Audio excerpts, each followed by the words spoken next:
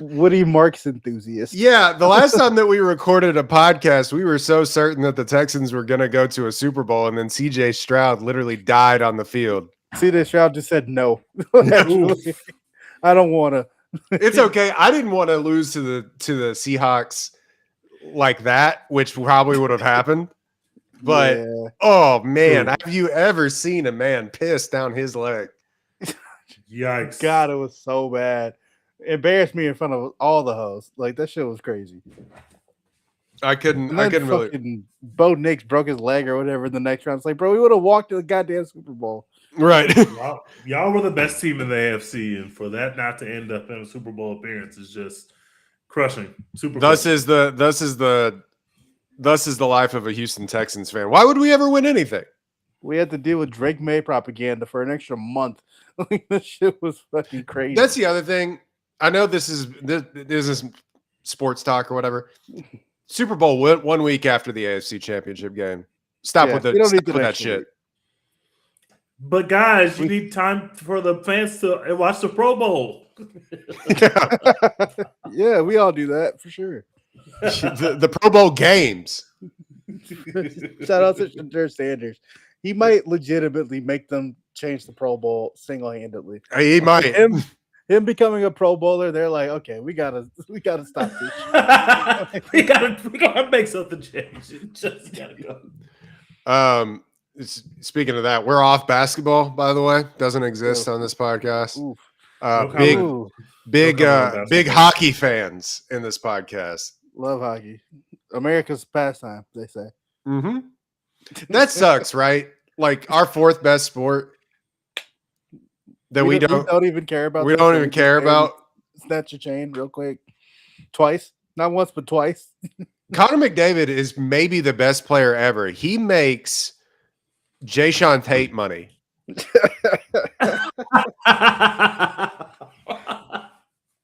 That's crazy.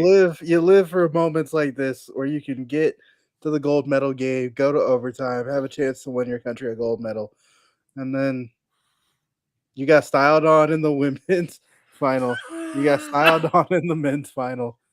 God, that's tough. Wouldn't let this happen to me though. Canada had 42 shots on goal and scored 1 Canadian goal. That is insane. I did not watch this game, but that is legitimately insane. The goaltender was standing on his head, if you will, hockey term. That's what they say. Yeah.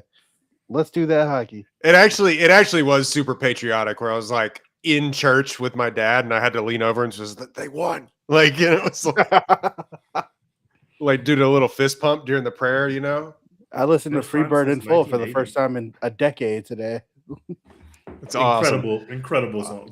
We're also talking about something that is completely American. We run this, right? The Academy Awards. Academy Awards, which is getting increasingly nothing more American than a draft. Right? We are getting, which is increasingly getting more and more. How do I say this? Having foreign influence in our elections over here for the Academy Awards, which this is the one time that I welcome it because we do need to start making, because it's the most recognizable award show in the world.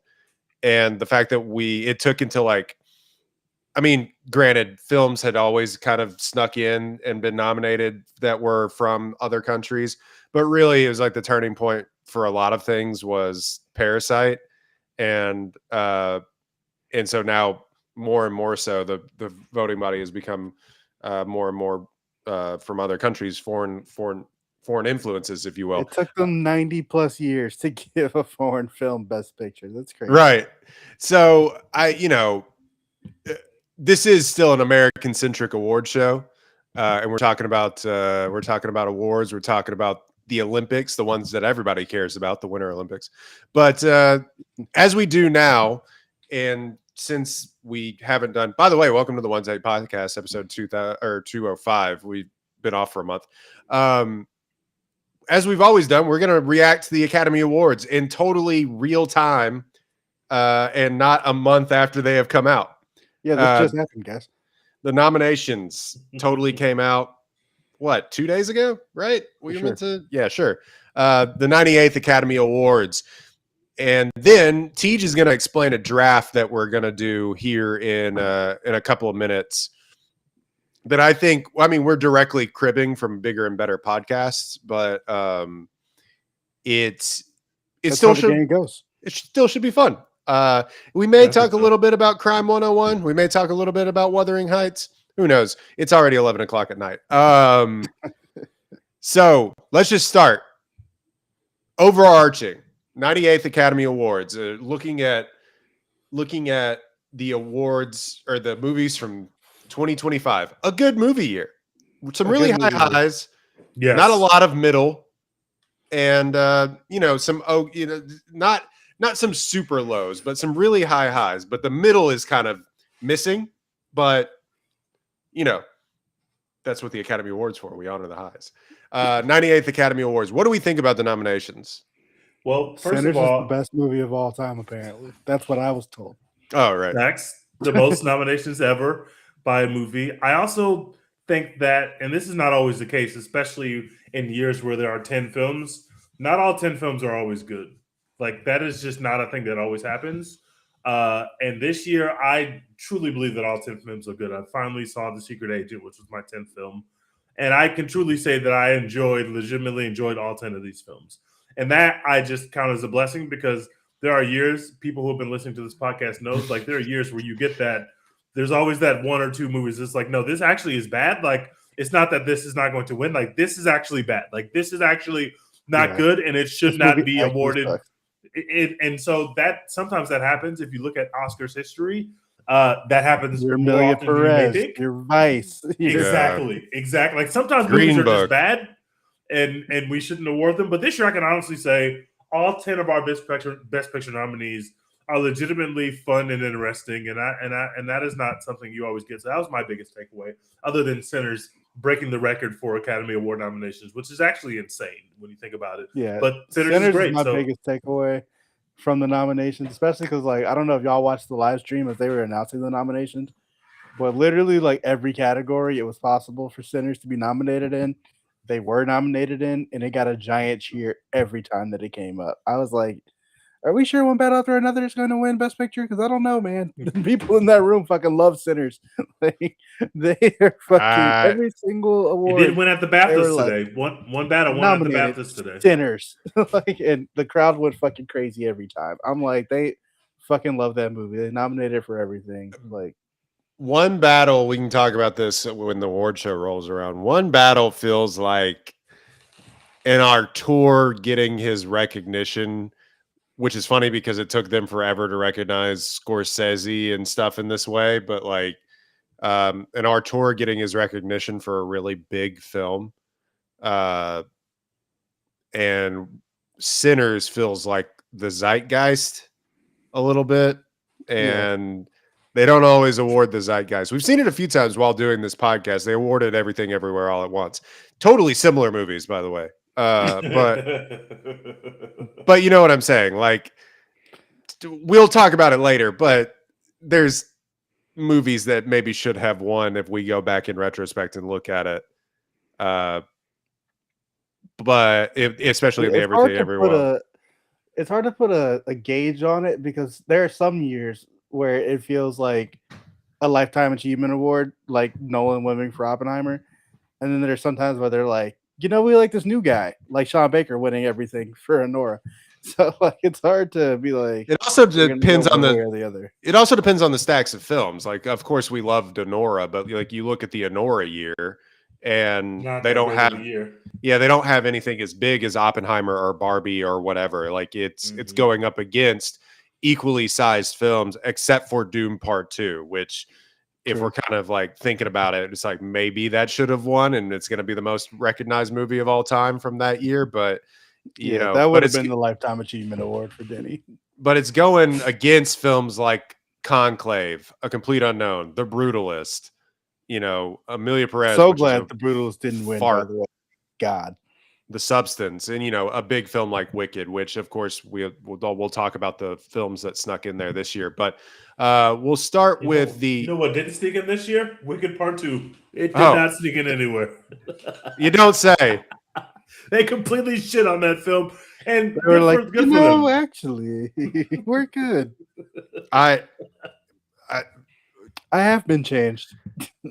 That movie stinks, guys. I don't know why everybody was so enamored, or actually why y'all got on this podcast and said it was good. And in fact, I had a good time at the movie theater, but it is not good. Like I would not say that the movie is good.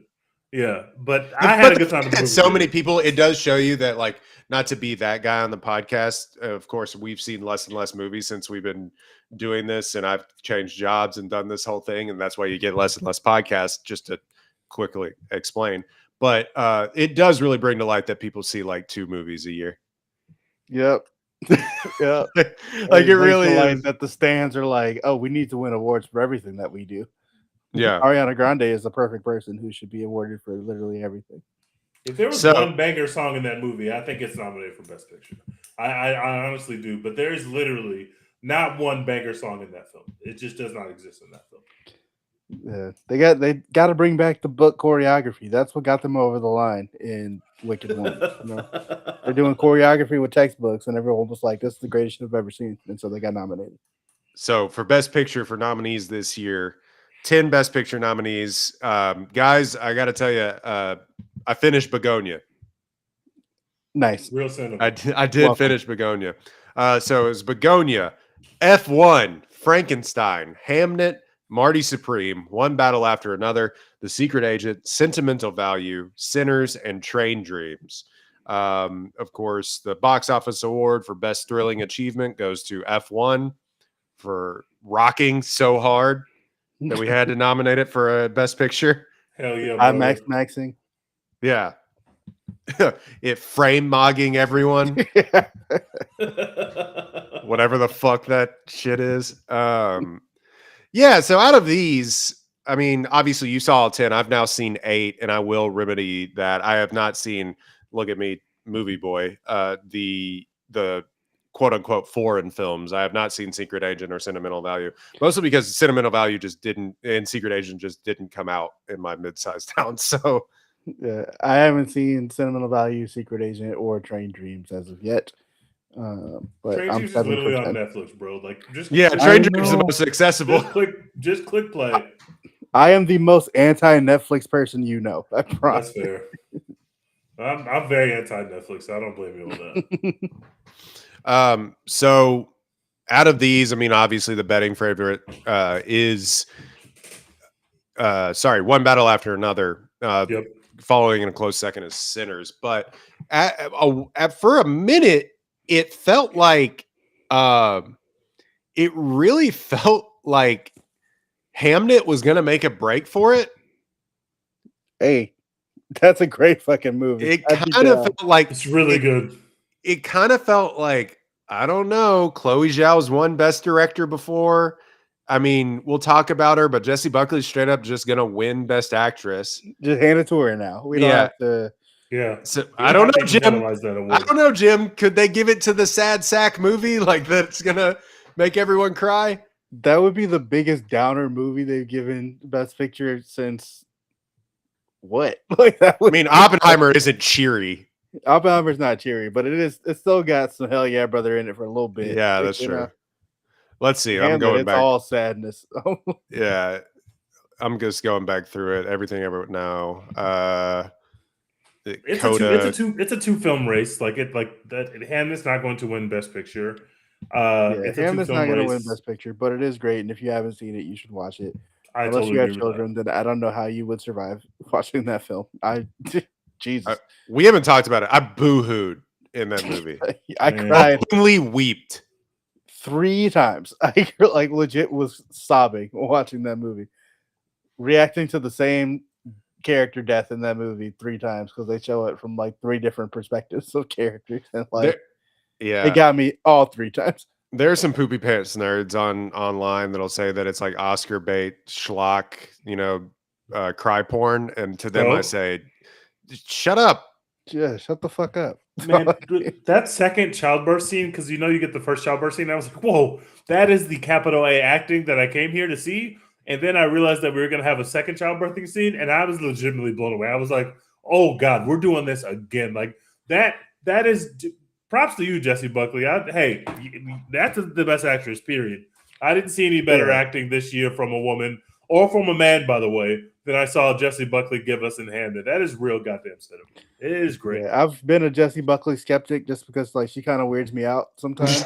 But in Hamnet, bro, she won me over. I'm in. Jessie Hamnet is my queen. Like that's she's going places. She got a normal haircut, and Dex said, "All right."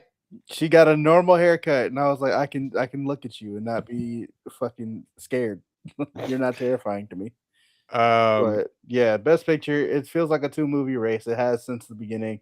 Well, in the beginning, it felt like a 1-movie race. But I've always been kind of skeptical of One Battle After Another after seeing like the box office for it and how little that like normal people, quote for lack of a better term, like cared. Because yeah, and then once normal people started seeing it once it dropped on HBO Max or wherever it dropped, and there was all the backlash about like, oh, this is a really weird way to portray black characters, and it's weird that PTA is like inserting himself into this like weird interracial war movie thing. Like there's some skepticism there of One Battle After Another. Like once it went wider, that made me like, are we sure that Sinners isn't gonna win? Like it feels like everybody fucking loves Sinners, and it was a box office phenomenon. It made people feel good. Ryan Coogler's the shit. He's doing all the press and dropping gems. He's getting involved with that. You know what I'm saying? Like something's telling me that Sinners is still, if not the front runner, it's right there neck and neck with One Battle After Another, and I wouldn't be surprised at all if they win. I totally agree, and I just have to say, I've slandered Chloe Zhao a lot on this podcast, a whole lot, and I think it's been warranted. And she beat the allegations. I just cannot believe. I really enjoyed Hamnet. The third act of Hamnet is some of the best shit I saw this year. I have had a lot of slander for Chloe Zhao, and I have to take it back. But it sounds like, at least from hearing from people that have seen the newest Emerald Fennell film, that I won't have to revoke my slander about her. So I'll take it. No, you can take this Chloe Zhao hate and then even transfer more into the stuff of Emerald Fennell. Not to pit two women against each other, but yeah, Chloe Zhao showed how you beat the allegations. Emerald Fennell shows how you don't beat the allegations, and so Emerald Fennell is due to stand trial. Not beating the allegations at all. Yeah, I'm interested to see how it goes. It may be a bloodbath down the stretch for both these films. It's interesting that it's like multiple WB films that are just probably going to win Best Picture, and then we're just going to sell WB to fascists. So that's fun. But that just makes me so sad. What a year for WB, and they're just getting sold anyway. Are we selling them to Netflix still, or is that not happening anymore? Paramount's still making a stink. Are involved. Netflix was still making a stink. Yeah, Netflix was like going and testifying before Congress, basically like how they do to make it seem like they don't want monopolies, and then they sell off something to make a monopoly anyway. And Republicans were like, no, it's too woke. Yeah, but their offer is like significantly less, I think, than what Paramount's is. And then that becomes interesting because then just Larry Ellison owns CNN and everything else. So Larry Ellison is just crying and moaning and bitching every time he gets a chance. Well, he won't let me buy my studio.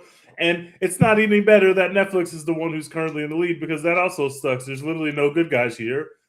Shit from a butt or poop from an ass. Yeah, this is the most shit sandwich versus douche milkshake shit ever. There's no winners. It's literally every outcome is bad. I don't give a fuck about Larry Ellison. I also don't give a fuck about Netflix. So we're in hell, guys. It's not great. It's not great at all. Yeah, it's not great. But two of their films, WB, are up for Best Picture, and they quietly just had the best year that anybody's had in movies this decade, I think. Yeah. So insane, crazy. Shout out to our friends at Focus Features, holding it down for the fake independent films. Right. Right. A24 in the same way. Let's see. Sorry. Actor in a leading role. Timothy Chalamet is going to win for Marty Supreme. Leonardo DiCaprio, One Battle After Another. Ethan Hawke, Blue Moon. Michael B. Jordan for Sinners, and Wagner Moura for The Secret Agent. There's like a weird contingent. Like Wagner Moura could win and just snipe Timmy. But He's real I think good it's in this no movie and The Secret way. Agent, but it should be Timmy. people like Wagner Moura. Yeah, They he's a very can't. They likable can't guy. do my boy like that. Okay. They might. can't do that to my boy. Have you seen what they've done to Leonardo DiCaprio? He's been campaigning for 7 months. Let him have this. God damn it. I'm just saying, if I had to call one upset on the night, it's going to be that Timmy Chalamet dresses in a highlighter suit and then loses to Wagner Moura. Kylie Jenner consoling him on the. I don't think he's losing. Wagner Moura is really good in The Secret Agent, but The Secret Agent, while a very good movie, is not as good as Marty Supreme. And I just think it's Tim. I just think it's Chalamet's moment. I think It also just hadn't been seen. Like people That's a good pretty point, much. too. A lot of people saw, or it was screened for a lot of people. A lot of people talked about Marty Supreme, and it made pretty good money and for an A24 film. And he's like you said, he's been campaigning forever. He's going to be like he's not 30 yet, I don't think. So one of the younger Best Actor winners.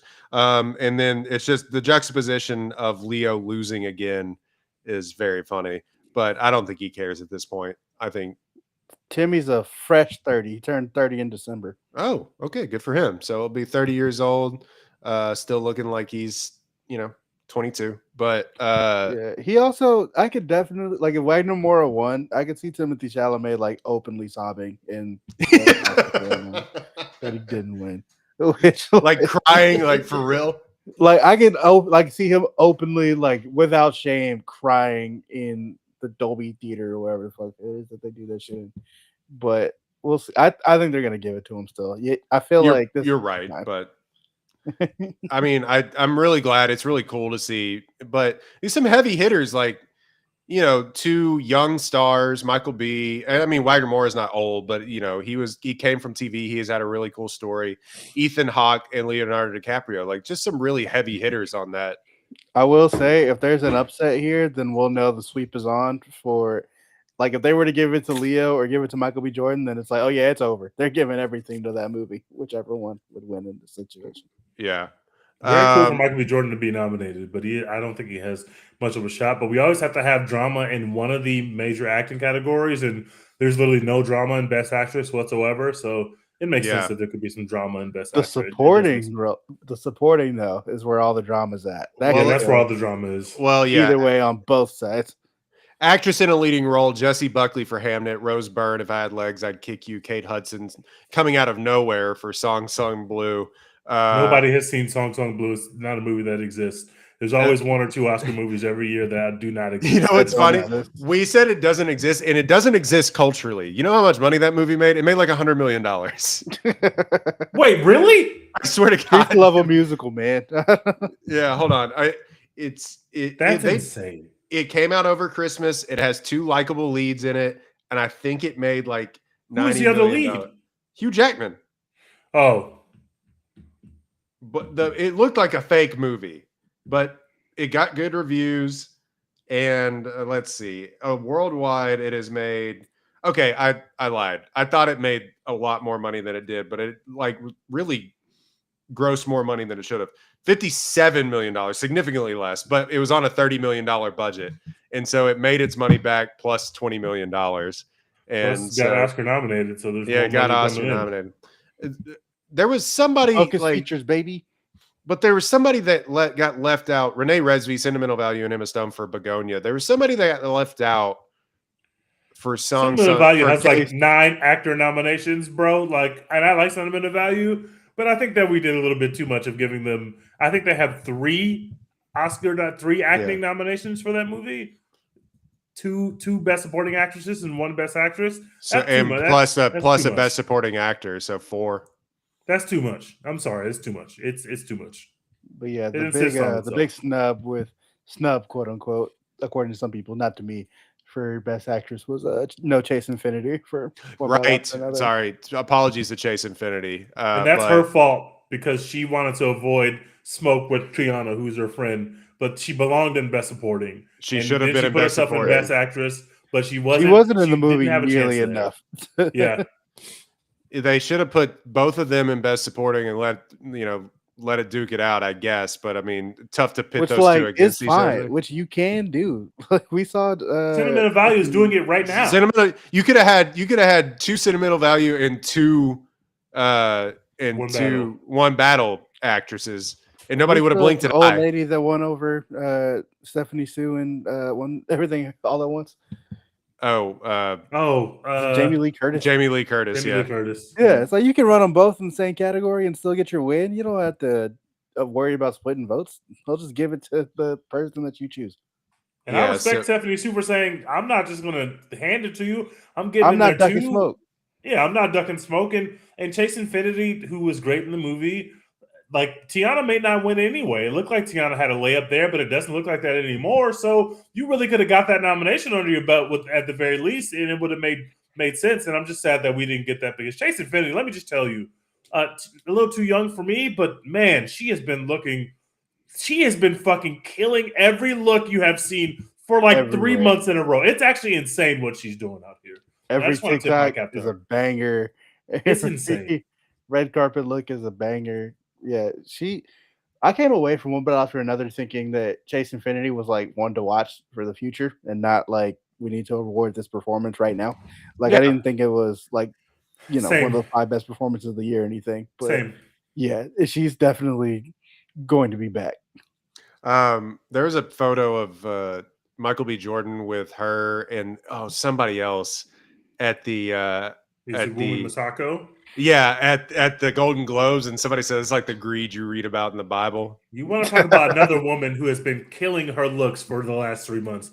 Wumi Masako, you are a beautiful, special woman. Man. Oh my fucking god, bro! Woo, Lord Jesus. She also won at the BAFTAs today. So let's go.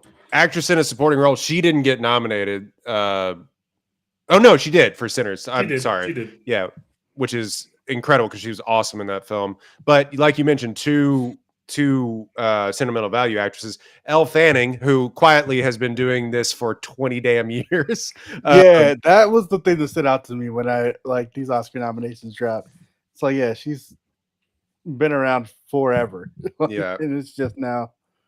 I'm gonna Oscar nomination. I'm gonna butcher this name, so sorry. Inga Ibsdottir Lilius. I think it's I forgot already. Lilius? I did get the pronunciation at some point, but I just want to say I wasn't trying to show Sentimental Value. I really like it, and I think that everybody is great in their roles. Like I think all those people did a phenomenal job, especially Renata, who I thought was just phenomenal in that movie. But we just gave them 4 actor nominations. I do not think that any movie this year, outside of the big 2, should even be thinking about having 4 people nominated for acting awards. That's just insane to me. That's legitimately insane. Wumi Masako. Just pick 2 and let's keep going, guys. We didn't have to do 4. Wumi Masako feels like a bit of a throwback. Sinners, and Tiana Taylor for One Battle After Another. But the big one, just give it to her, you cowards. Amy Madigan for Weapons. We got a Weapons. Amy Madigan has been slowly. She is legitimately walking Tiana down. It looked like Tiana had a big lead. Tiana made some comments about Kanye, which wasn't quite the time, which we talked about last time we potted. And Amy Madigan is walking her down. I think that's going to be a photo finish. I think that those are the 2 that's the race. But I think either one of them can win it, and I would be very happy with either one of them. I really liked Amy Madigan's performance, but it's not a role. It's not like the type of performance that's simply awarded at the Oscars. So I think that would be cool. And obviously, anytime a black woman's going to win, like that's always going to be a blessing. And I think Tiana's just amazing. Also, if any of the Oscar voters saw The Rip and saw her give, not her fault, by the way, one of the most awful performances you'll ever see, that probably didn't help. That it's not her fault. She didn't. Those women had nothing. 2 very good actresses had nothing to do in that movie. They gave them legitimately nothing to do. It's actually insane how little they had to do in that film. It's insane. Go count money is what they tell. It's crazy. Actor in a supporting role: Benicio del Toro for a few small beers. Jacob Elordi for tall hot Frankenstein, Sean Penn for One Battle After Another, Stellan Skarsgård for Sentimental Value, and Delroy Lindo sneaks in there for Sinners. Swag That him was out. a little bit of a shock when that Yeah. dropped. I His love that for character, Delroy. I I love that. Yeah.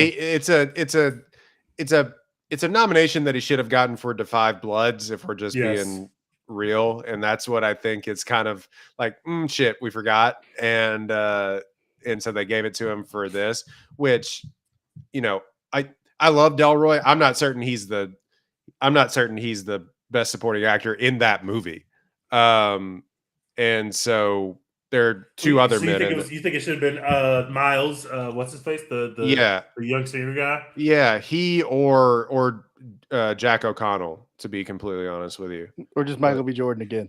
Yeah, just twice. That would have been amazing.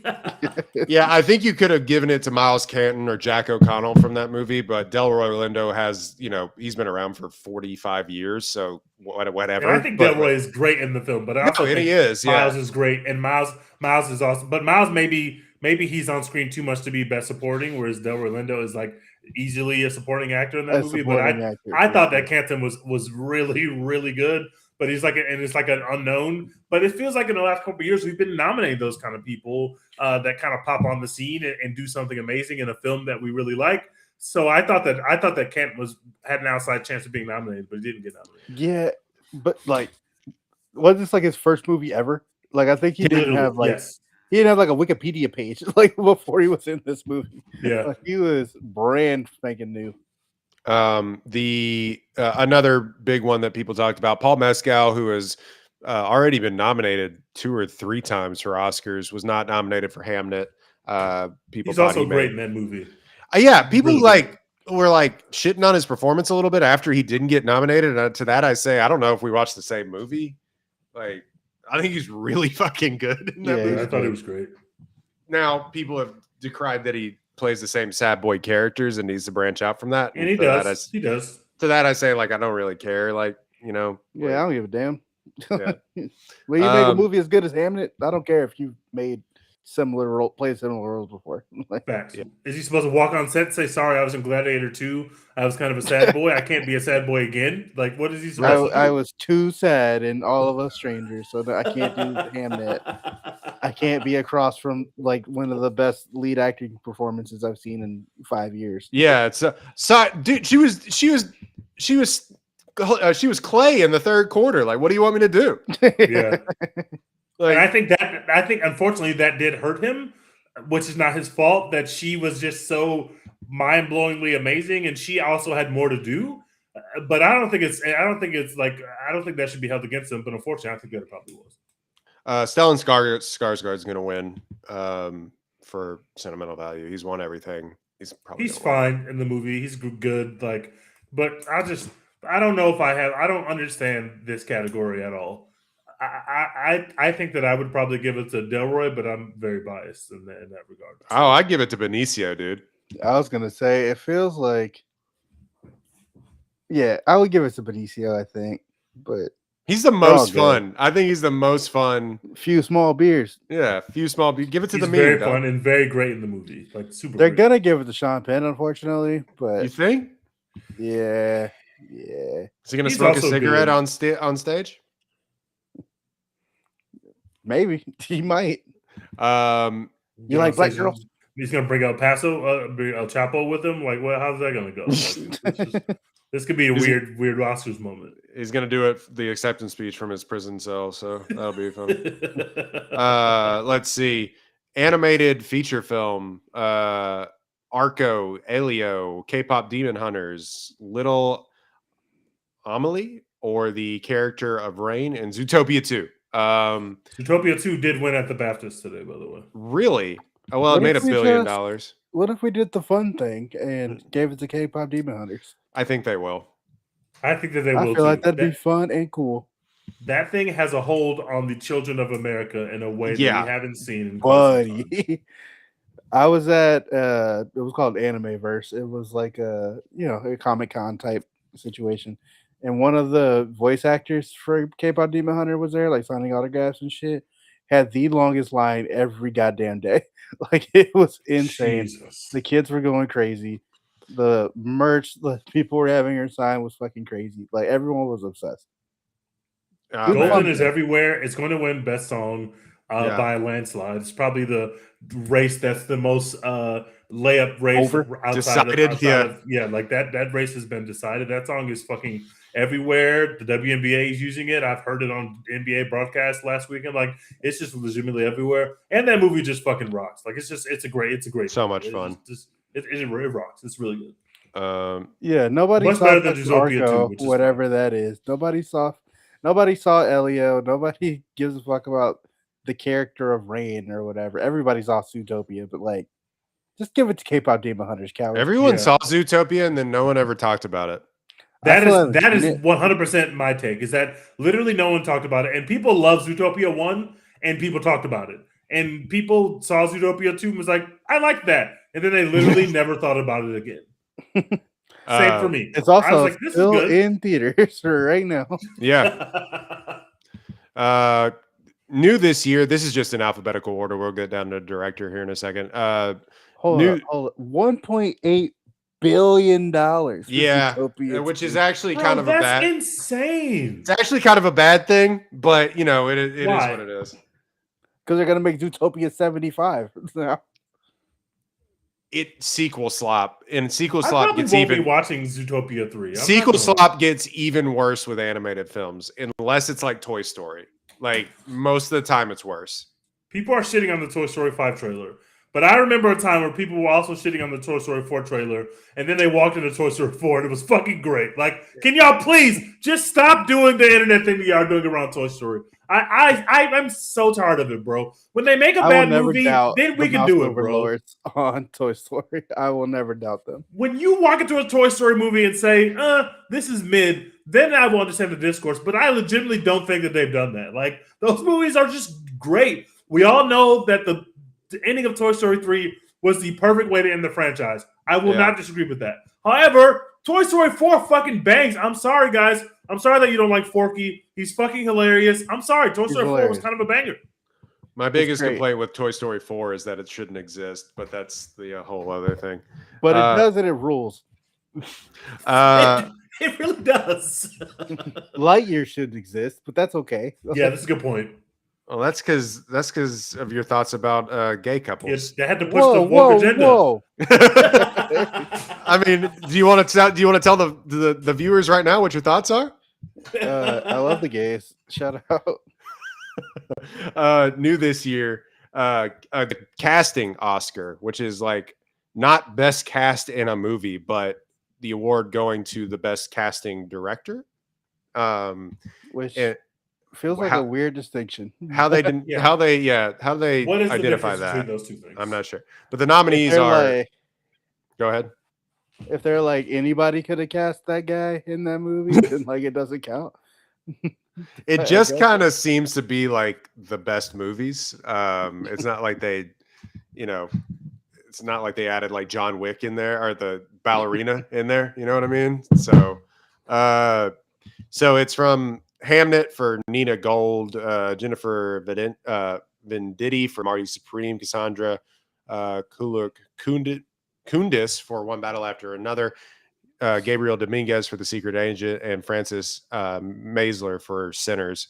So anyway, just a new award has been added, and that means that it's going to open the door to you know what that is. Stunts next. That's another reason to give Sinners another Oscar. Period. The Sinners is going to win this, and that's going to be the big crowning moment.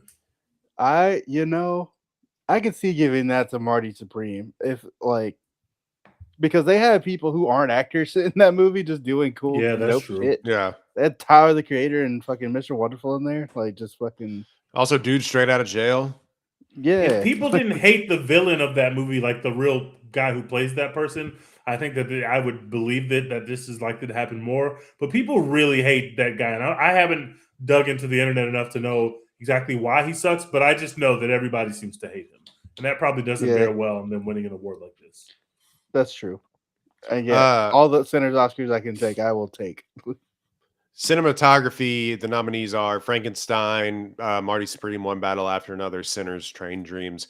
Train Dreams, I mean, this probably will go to One Battle After Another. If I had to imagine, but Train Dreams I is think like, this is Frankenstein.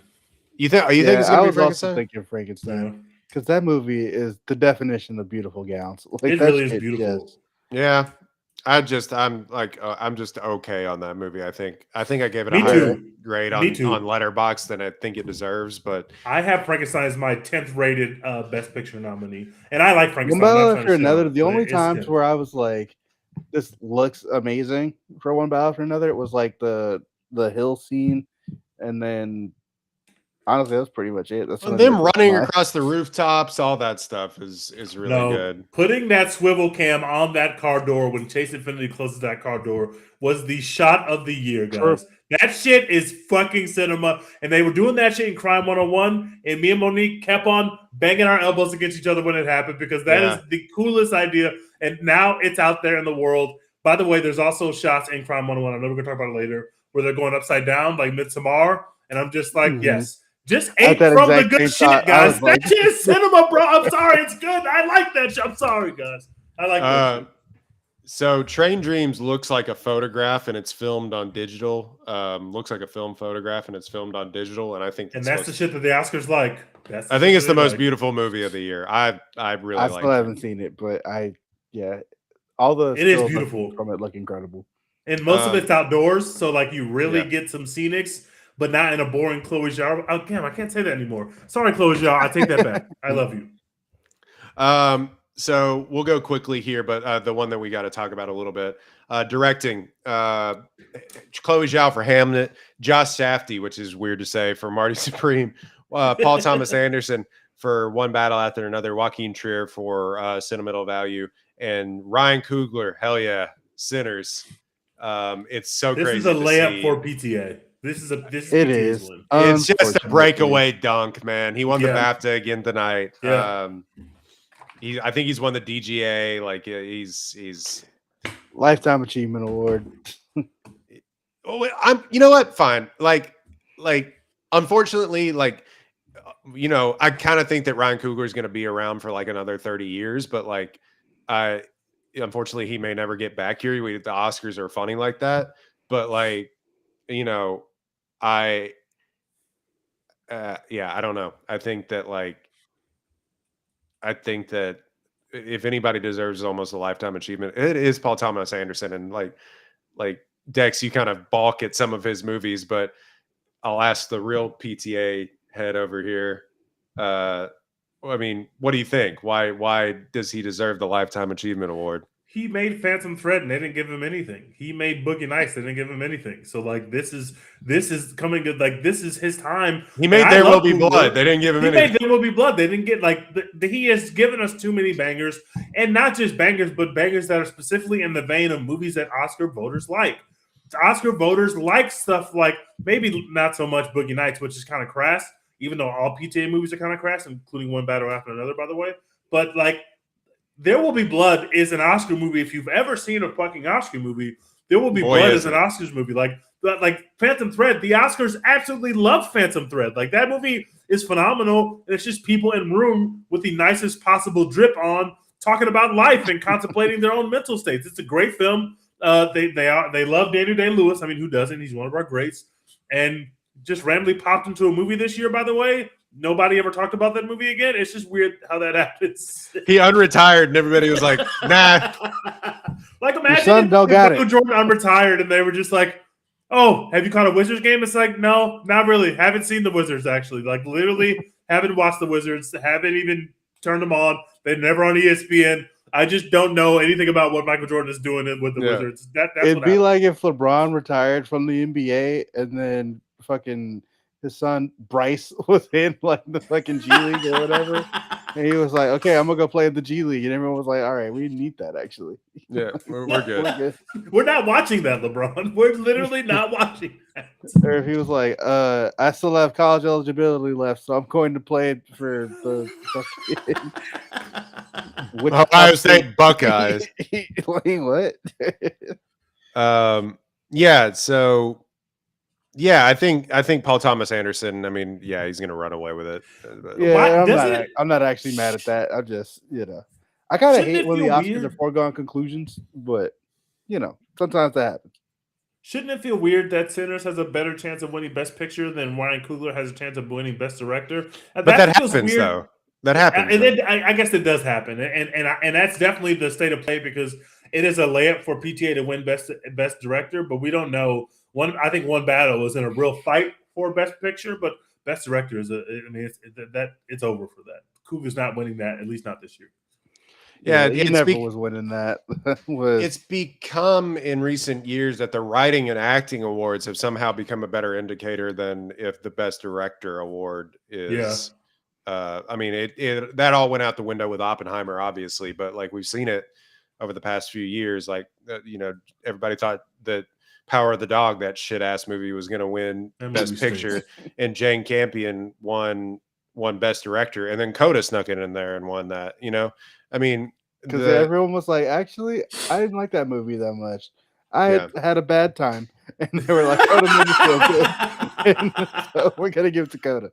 Yeah, like Alfonso Cuarón won for Roma. They gave it to Green Book. Like like these aren't another bad vibe, another bad hang to good hang kind of thing situation. Now, both these movies that we're talking about are good. So, like, I don't know, like that does make a difference. It does make a difference, but you know what I'm saying. Yeah, Roma is also good. To be clear, it's just a bad. Yes, really good.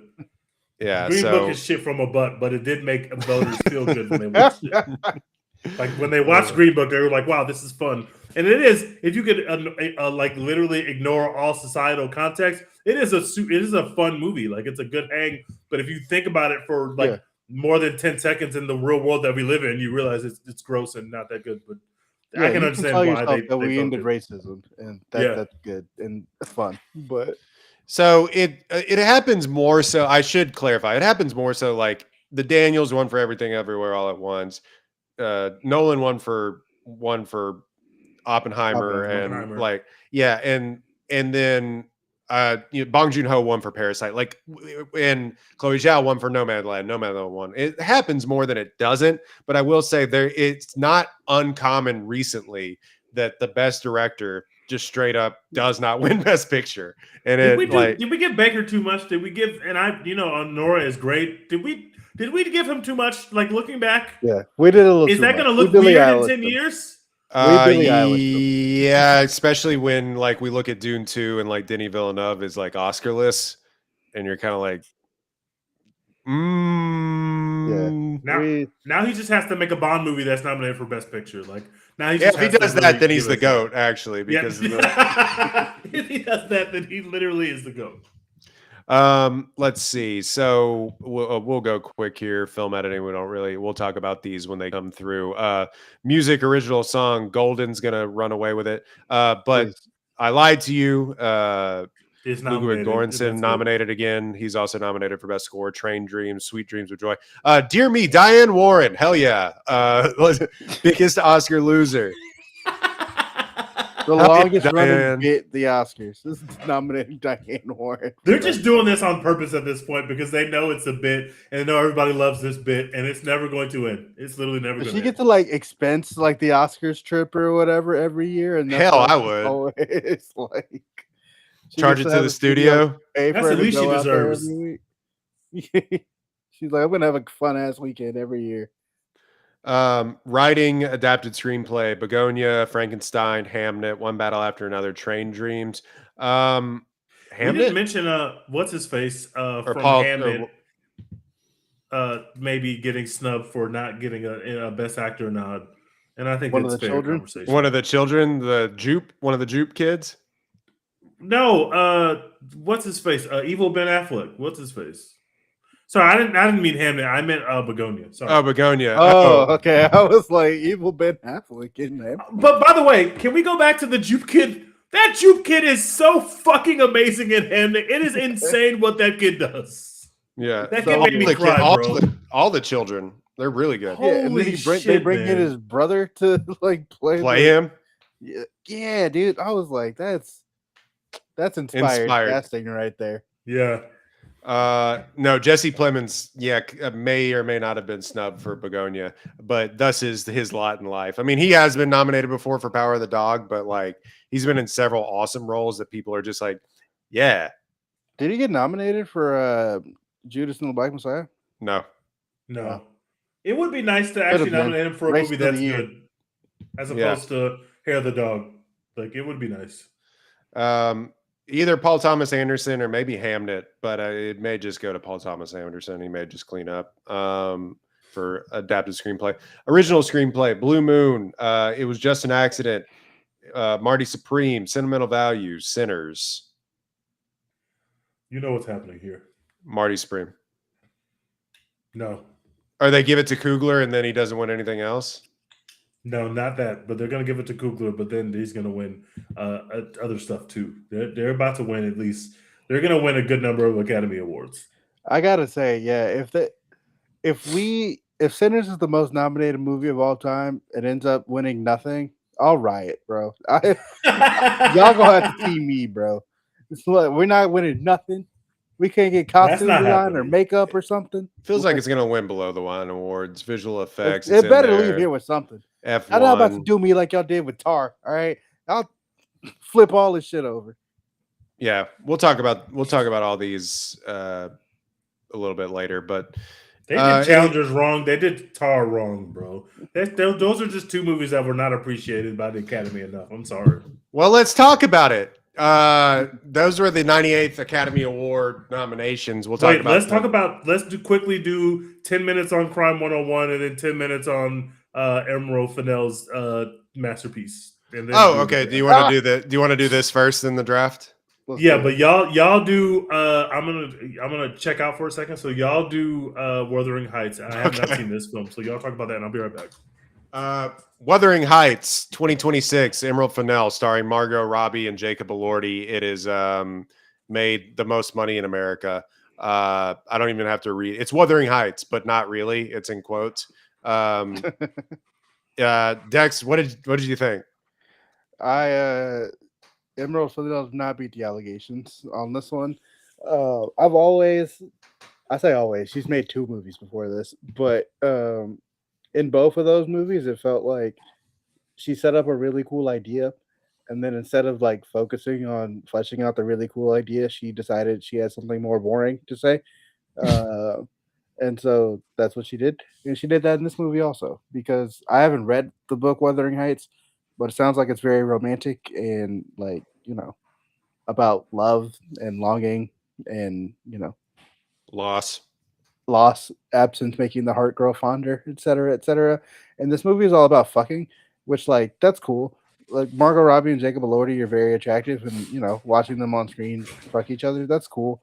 That's fun. That'll sell you a lot of posters or whatever, but it doesn't make for a great movie. And Emerald Fennell just spent way too much time on them fucking and not much else. Well, you're kind of selling me on this movie, Dex. But TJ, at the risk of sounding like a creep, it's not risque enough at all. So it's not.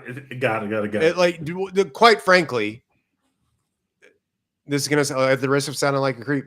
Margot Robbie and Jacob Elordi are too famous to get naked, so it's just not. It's like it should be rated R, but it's like the softest R possible. Oh, got it. Never mind. I'm out on this film. To me, I don't know. Dex, am I wrong? You're not wrong. It's definitely got softcore vibes to it. Like it's you can take your book club to go see it, and they won't be totally scandalized. They'll be kind of into it, but like I watched The Housemaid this weekend with Sydney Sweeney. That was way more risque than anything that happened in Wuthering Heights, and they sold Wuthering Heights. Is not afraid to pull those things out. We know she's not afraid of that. That's what she's here to do. Yeah, but look, anyway, Margot Robbie is like one of the most talented actresses we have today, like legitimately. Right. She's constantly doing movie star shit. It's impossible for her not to. You've seen her. Like, she's always doing movie star shit and making it work. And Jacob Elordi is also pretty good, given just how his character is kind of just a big dumb idiot for the majority of the movie. But yeah, man, Emerald Fennell just kind of sucked all the interesting parts out of the story and just replaced them with sex and pretty, you know, safe sex at It's a that. Wattpad movie. It's a fan fiction ass movie. It's a fan fiction ass movie. Beautiful gowns though. I did see it in IMAX and like it looks incredible. She kind of over relies on rain, but the rain always looks incredible when she does it. Movie rain is one of my favorite things, and like yeah, there were like 18 rain scenes in this movie, but they all look cool in IMAX. And the music is great. Shout out to Charlie XCX. But yeah, I think I'm gonna C minus. in this house. Emerald Fennell not beating the allegations. Yeah, I've gone. It's gone down in my estimation since I've watched it. At first, I was like, that was whatever. D plus for me. It's gone down.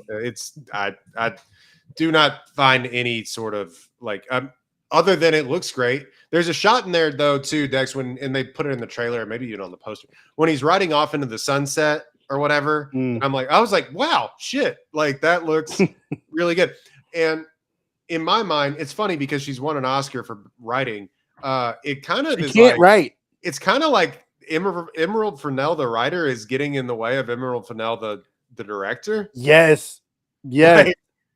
Like have other writers, I guess, maybe, or a different. Let somebody else write your shit. It's like she's in that. They gave her an J. Oscar Cole for writing, range so where how it's could like, she do hey, that? J. Cole, we need you to rap on someone else's beats. Like we don't need you to making your own beats. Or like when Doc Rivers was like, I'm gonna be the GM of the Celtics too. It's like, no, I don't think so. But yeah, man. Yeah, hot people doing hot shit. Like I get it. It's not really that like people, like, yeah. They sold it to women to go like, look, it's not for me. I get it, but also it's just not that good. So I don't know. Like, yeah, I do respect making movies for women to go to the movies together and do their thing. Hell, it's gonna be the only thing in theaters in like 2 years with all the book talk stuff they keep making into movies. I don't, So yeah, good for the ladies who enjoyed it. I know several ladies who told me they loved that movie, but not for your boy. I'm good. But I'm glad the ladies. If I can be more critical of it in like an actual way, it doesn't say anything. I mean, it completely, as someone who hasn't read the book but read the Wikipedia, like everybody's rolling their eyes. But from what I know, it's a complete bastardization of the source material, and in fact, it just basically like cuts off halfway through the source material. Like, there's a whole other part to the book that they don't even get into. I'm gonna have to read it. Point. So it doesn't say anything. It doesn't really say anything about loss. Also, and this is, I think, the way it is in the book too. But like, in Margot Robbie, to this respect, does a really good job of playing this character in that way. Both her and Jacob Elordi, Heathcliff, and I forget what her name is in the movie. Catherine play absolute douchebags. They're the worst. Like they're just the worst, and so you find it really hard to root for anyone. And then spoiler alert for anybody who hasn't seen this movie. No, and then you she don't have dies. to worry about spoiling this for me. I don't need to. And I guess it's just in the book, so it's like spoiling like 100-year-old source material. But spoiling 1847 Wuthering Heights. Yeah. But like she just is the worst, and he's the worst, and they're the worst together, and she dies. Life's a bitch, and then you die. Sick, I don't know. Too long. Beautiful gowns, hot people on screen, good actors. Margot Robbie, please free yourself from Emerald Fennell. It's not happening for her. She doesn't have it. Go do some other cool shit with other directors, please. Yeah, please and thanks. Your talent. She's so good. That's the thing. Is she's such a good actress. She's actually incredible. She's one of those, like, she's never had the allegation of like, I've said this a lot about other people. Are they actually good or are they just hot? And no, she's actually good and always. I can tell you, I watched I watched the Sydney Sweeney movie, The Housemaid. Like, she is phoning that shit in, and like, she's so uninteresting. And Amanda Seyfried is acting circles around her in that movie. So, like, she's not that. Like, so, you know what I mean? Like, The I don't know. Margot Robbie, like there have been multiple movies now, at least like 3 or 4 movies now, where Margot Robbie pops on the screen for the first time, and you're just like, yeah, this is one of the most beautiful people I've ever seen.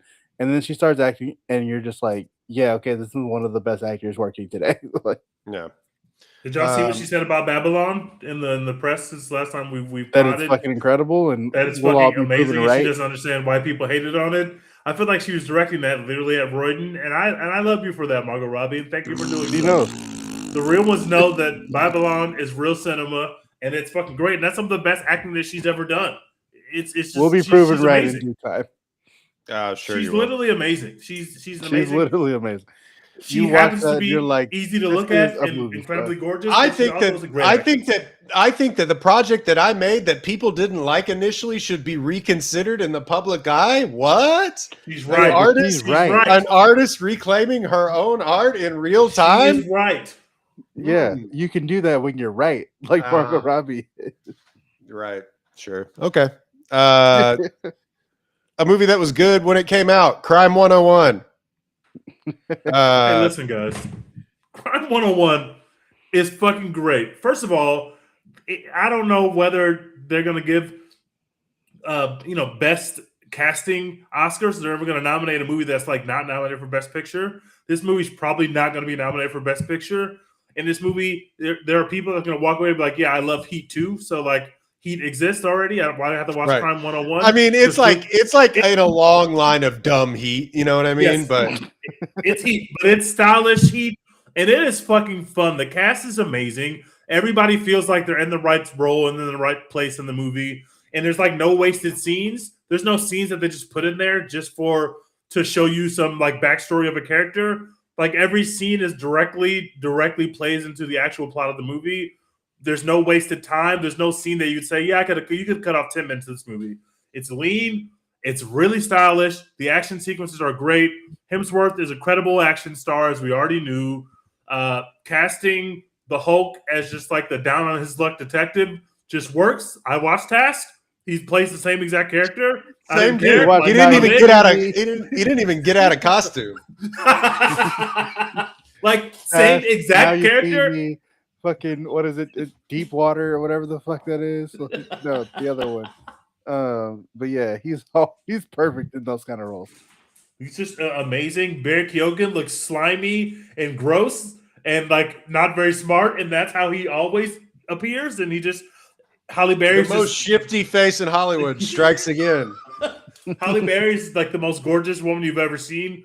She's not aging, and she's just like is always gorgeous. And it is a really well cast movie. It's got a lot of. It's not trying to give you substance or deeper meaning. It's like if you like Heat and you like Los Angeles and you like action sequences and good looking people, this is the movie for you. And it's actually incredibly fun. I have literally no notes. I have no changes that I would make to this movie. I had an incredible time. And this is the time of year where it's always the most fun to be surprised at the box office. I've seen Send Help. I also enjoyed that.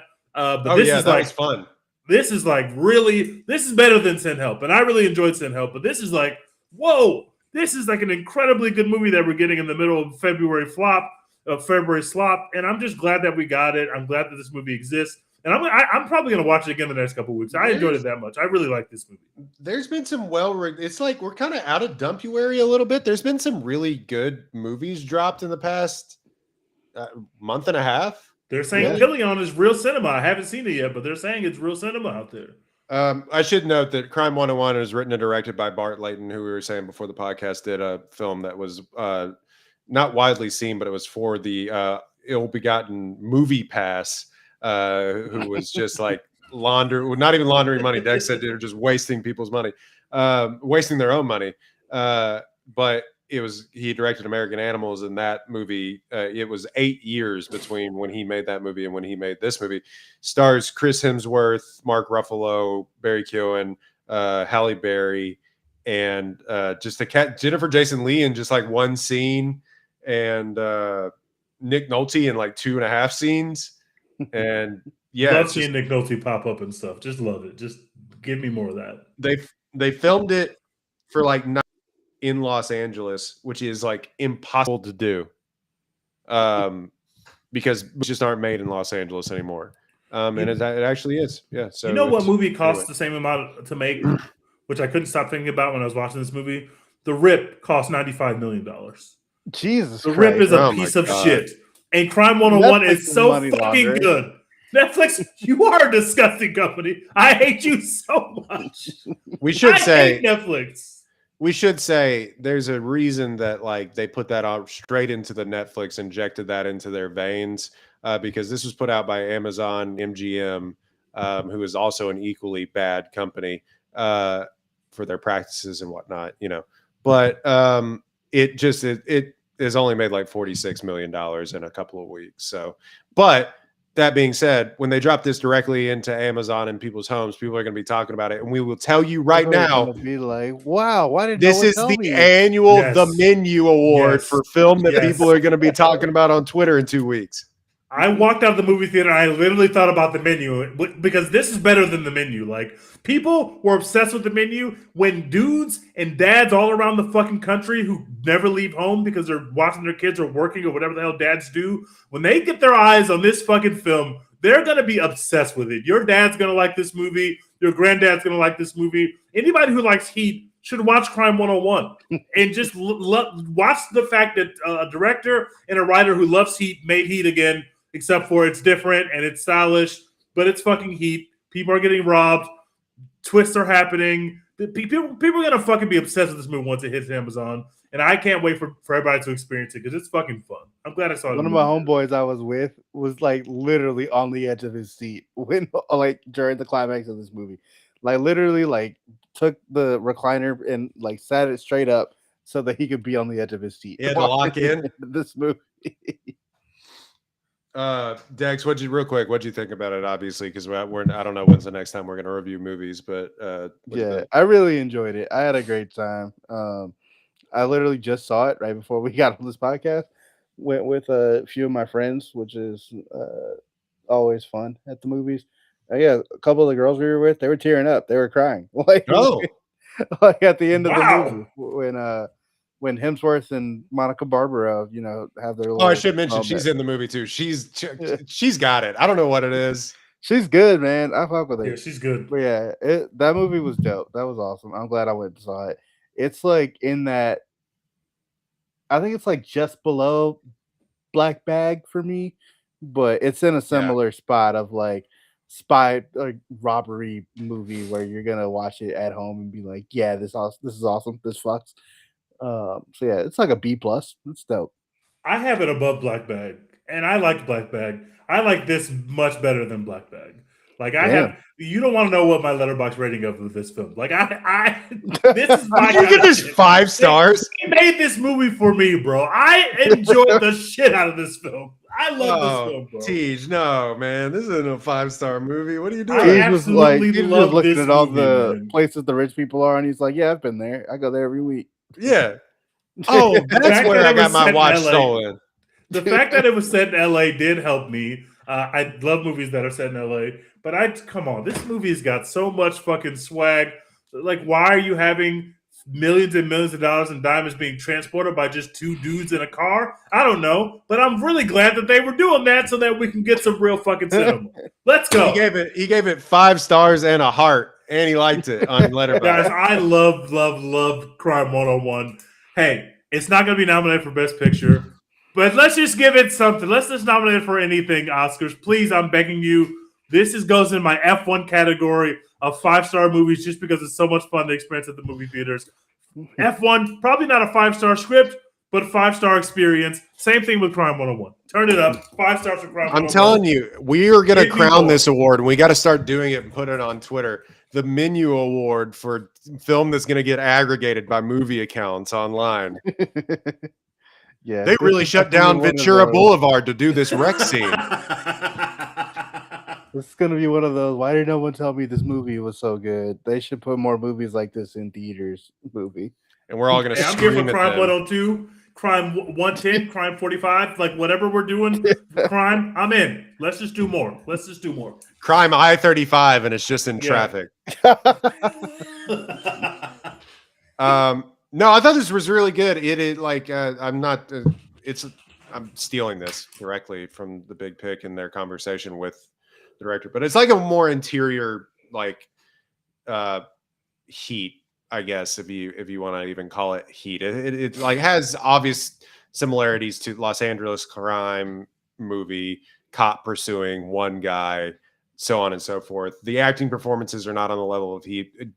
Newsflash: No. Chris Hemsworth isn't Robert De Niro. Exactly. But what? And in fact, like his accent would tell you that as well too. Like it's just slipping throughout the. I'm from Los Angeles, and you're just like, yep, okay. It's also very funny because it's like Monica Barbera, very beautiful woman, and she immediately degrades herself with this freak who will not talk to her about anything that he does, only because he looks like Chris Hemsworth. Like if he didn't look like Chris Hemsworth, it wouldn't work. Watching these movies, it's like, yeah, there's a guy that looks like Chris Hemsworth running around robbing people. Like, you know, like obviously the first time you see him do it, he's in a mask. But then after that, bro, he's just like Chris Hemsworth beat up a guy in the gas station. Nobody reacts. Like nobody does anything. Oh, that's Thor. There are multiple times in this movie where I thought he only gets away with this because of how good looking he is. Like everything with the girlfriend who he's literally not telling anything about his life to. He literally walks up to Halle Berry, who might be the most gorgeous woman to ever exist, and strikes up a conversation with her while she's like in a rush. And she would blow him off 99.9% of the time, but he happens to look like Chris Hemsworth, so she just like strikes up a conversation, and that becomes a plot point in the movie. Like, there's no way that works. If I walk up to Halle Berry right now, she's gonna look at me like the Help, and I'm gorgeous, but I'm not fucking Chris Hemsworth. So like, it's not going to work like that. But he looks like Chris Hemsworth, and he gets away with shit he shouldn't get away with. You saw her Tinder matches, like that shit was not. That shit was not busting. It's a funny bit they put in there. Also, it's kind of crazy that like you know, her boss's whole thing is like, you're washed, you're 53. Halle Berry's actually 59, and so right. She's just got it like that, man. She's her. Unbelievable. I mean, just incredible work. But yeah, I think Ruffalo is really fun and good. He just plays that haggard guy really well. Should mention Corey Hawkins is in here for a hot minute though too. It's good to see him. You're in the Heights. But yeah, the Hemsworth performance is the one that I'm just stuck on. Like, it's really interesting, and he has the action star chops, but he's also doing this thing where he's like not talking, he's not making eye contact. It's, you know, whatever the reason for that is never really explained, whether it's just his past or he is dealing with some affliction is what I would probably say. But like he's sitting there and he's from a foster home. He had a troubled life. But then there's a moment when he comes out and he's talking to Halle Berry like he's about to ask her to, you know, to the club or whatever. And he just has the most confidence in the world. Yeah. And I'm just like, that is a crazy switch to flip in the middle of this movie. And then of course he's like Barry Keoghan throwing 110 miles an hour, but he doesn't know where it's going. Like it's like it could be strike three. It could hit you in the head and send you to the hospital. And, every scene where Barry Keoghan is holding a gun, he is doing the worst possible thing possible in terms of the efficiency of how to do this without being caught. He's just like the absolute antithesis of the Hemsworth character. He's sloppy. He's just fucking yelling at people. He's just fucking coming up with the worst possible insults to call people during robberies. It is really hilarious to watch. Bro is yes-anding a robbery. Like, yeah. You lay on top of him, and you lay on top of him. Put this in the bag too. It's like, bro, you got what you came for. Shit, there's some other stuff over there. Give me this too. Yeah, I found it. Yeah, I found it just to be my one thing where I balk at it is maybe the Hemsworth performance, who I like and is an incredible action star, and I've sung the praises of Extraction on here for years, but he needs more. He needs to. He's going for like the James Dean, like the old school Hollywood, like interior thing. Like he needs not to be funny, but he needs to be more. He is at his best when he is just magnetic. Like that scene with Halle Berry where they're talking about the car. I was like, yeah, that's when he's at his best because he is naturally charismatic and handsome and charming. The interiorness, we don't come for the Al Pacino, Robert De Niro interior character with Chris Hemsworth. We just don't. And I balked at the ending a little bit. It was on the edge of my seat, but felt like I needed one more big, and this is dumb movie boy brain. I almost needed one more big set piece that I didn't get.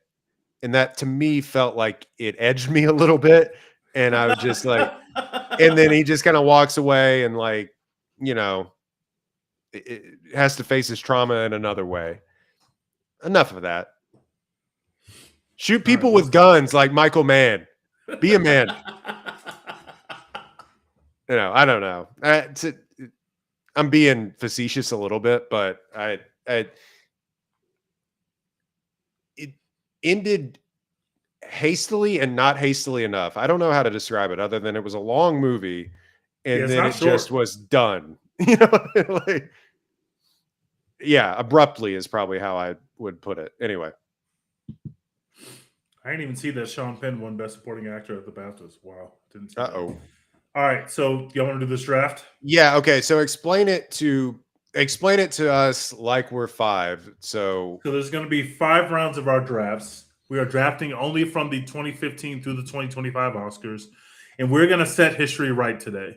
What we're going to do is for all the major categories, which I'll go through in a second, we're going to change out an Oscar, and someone who did not win that particular Oscar in that year will win that Oscar in that year, and we will change that up. And the categories are going to be Best Picture, Best Actor, Best Actress, Best Director, and a biggest snub that did not get nominated at all in those 10 years. So basically, you can pick a Best Actor or Best Actress or Best Picture that did not get nominated and then put that into give them basically a nomination. That's the 5th category. And we'll draft. You pick whatever category you want from as we go through the rounds, but you cannot change an award that somebody else has already changed, which means in the same year, if I change the 2018 Best Actor Award, you can't then change the 2018 Best Actor Award behind me. And that's it. Okay. So can I it will be for movie yeah, we will do that. But it will be real quick. It'll be for movies from 2014 to 2024. So the 2015 Oscars to the 2025 Oscars, last year's Oscars. Correct. All right. Let's get our thoughts together and reconvene. Wish I could pause this somehow. Let's see. But I can't. I hope that the audio is better than the video because the video is real choppy for me right now. Yeah, it's lagging on my end too. I think it's probably just because I'm hosting it on my laptop. I think the audio should be good. I'm gonna double check on. It still sounds good. Okay, BRB.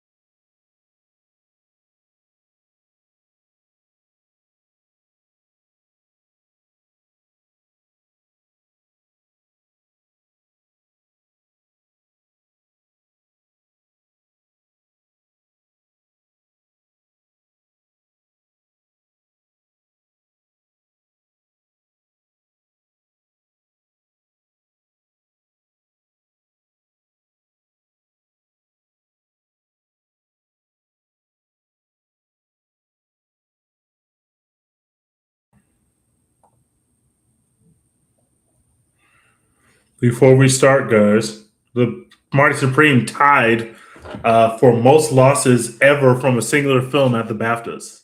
That's insane. Say that one more time. Marty Supreme tied the record for most losses for a singular film at the BAFTAs. Did Timmy win? Great question. Let me see. I don't think he did. If he didn't, No way. If he didn't win, I think No, because my Dex said Michael B won, I think. Why is it not showing me? Robert Aramayo has won Best Actor for I Swear at the 2026 BAFTAs. Who the fuck is Robert Aramayo? And what's I Swear? Don't know what I Swear is. Is that diagnosed with Tourette's? Oh, uh-oh. John Davidson diagnosed with Tourette's syndrome at a young age, which alienated him from his peers. He struggled with a condition. Did you see what happened at the BAFTAs today? Did you see this? Yeah, that was that guy. Wait, the guy who won Best Actor is the same guy? Yeah. The guy who won Best Actor is playing the actual guy?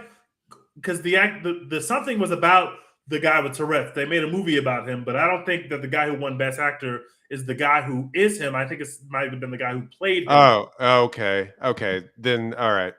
I was going to say, I thought the actor may just have Tourette's in real life, but the real Tourette's guy was in attendance, which is what caused that that instance that happened at the BAFTAs. Oh my God in heaven. Okay. I thought that the guy that won the award that played him in the movie was an actor with Tourette's, but I guess that's not the case. Maybe he does have maybe the actor does have Tourette's, but I think the person who caused the controversy that happened was the actual person who the movie was about, not the guy who played him in the movie. No, he's played in a bunch of other things. I don't think he would have. Okay. So this guy, won Best Actor over Leo and Chalamet and Ethan Hawke and Clements and Michael B. Jordan. That's insane. It has great reviews. This movie does. Literally never heard of this film. Wow. 8.4 on IMDb, 71 Metascore. Well, if somebody beat Timmy, who was actually nominated for the Oscar, maybe I would put stake in it. But because this person is not nominated for an Oscar, I don't know what that says about Timmy's winning Best Actor. I guess we're still on for Timmy winning Best Actor. The BAFTAs haven't been a really big indicator on awards on the Oscars. Oscars, especially because the voting is already open for the yeah. Oscars. It's kind of just like over. So like it's had like zero influence. All the other like the Critics' Choice Awards, I think, is more of an indicator on what will happen at the Oscars than what the BAFTAs indicate. Yeah.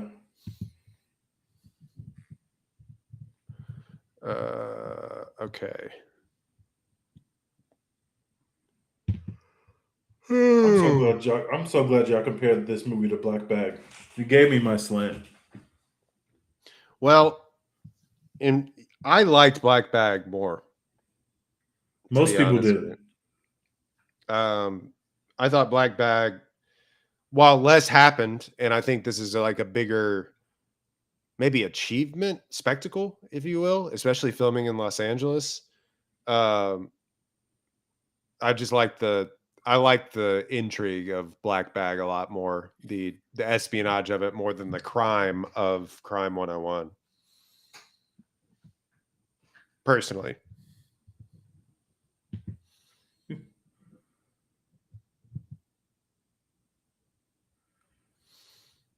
Sorry, y'all. Dang, dude. All right, so let's do our draft order and let's go Dex, Hold Roy, on, and I got then a randomizer because I think okay, you can randomize. this is gonna be. We're gonna do some fighting. We're We're gonna do some fighting here. So randomize. Dex T. Droiden. Shit. Okay, Dex, first pick for you. Tell us the category first, and then tell us what Oscar you're changing, and then we'll talk a bit about who you took the Oscar from and why. Okay, I I love. First of all, I'm taking Best Actress. I forget which year it is. I want to say 2022, but I just have to right this wrong, and I feel so bad because I love Michelle Yeoh, and I'm happy that she has an Oh Oscar. shit! I thought about taking this Yeah. one too. But Lydia Tarr is one of the greatest characters I've ever seen in a film. Yeah. And Kate Blanchett, like, 2023. carried that whole fucking movie on her back, like single-handedly, pretty much. So I got to give Kate Blanchett that Oscar. I just have to. Like, That was the there's- number one pick. That had to have been the number one pick. That was my number 2 pick, actually. That was my number 2 pick. Legitimately one of the best performances I've ever seen in a movie. Like, she carried that shit. I called her Lydia Tarr for 2 years instead of Kate Blanchett. Like, shit. Like, just an incredible performance. And I got to give the Oscar. I think that's a great pick. That was my second pick. My first pick, we're going to the 2018 Oscars. I'm changing the Best Picture winner. The Shape of Water is what won. The Shape of Water is a great film.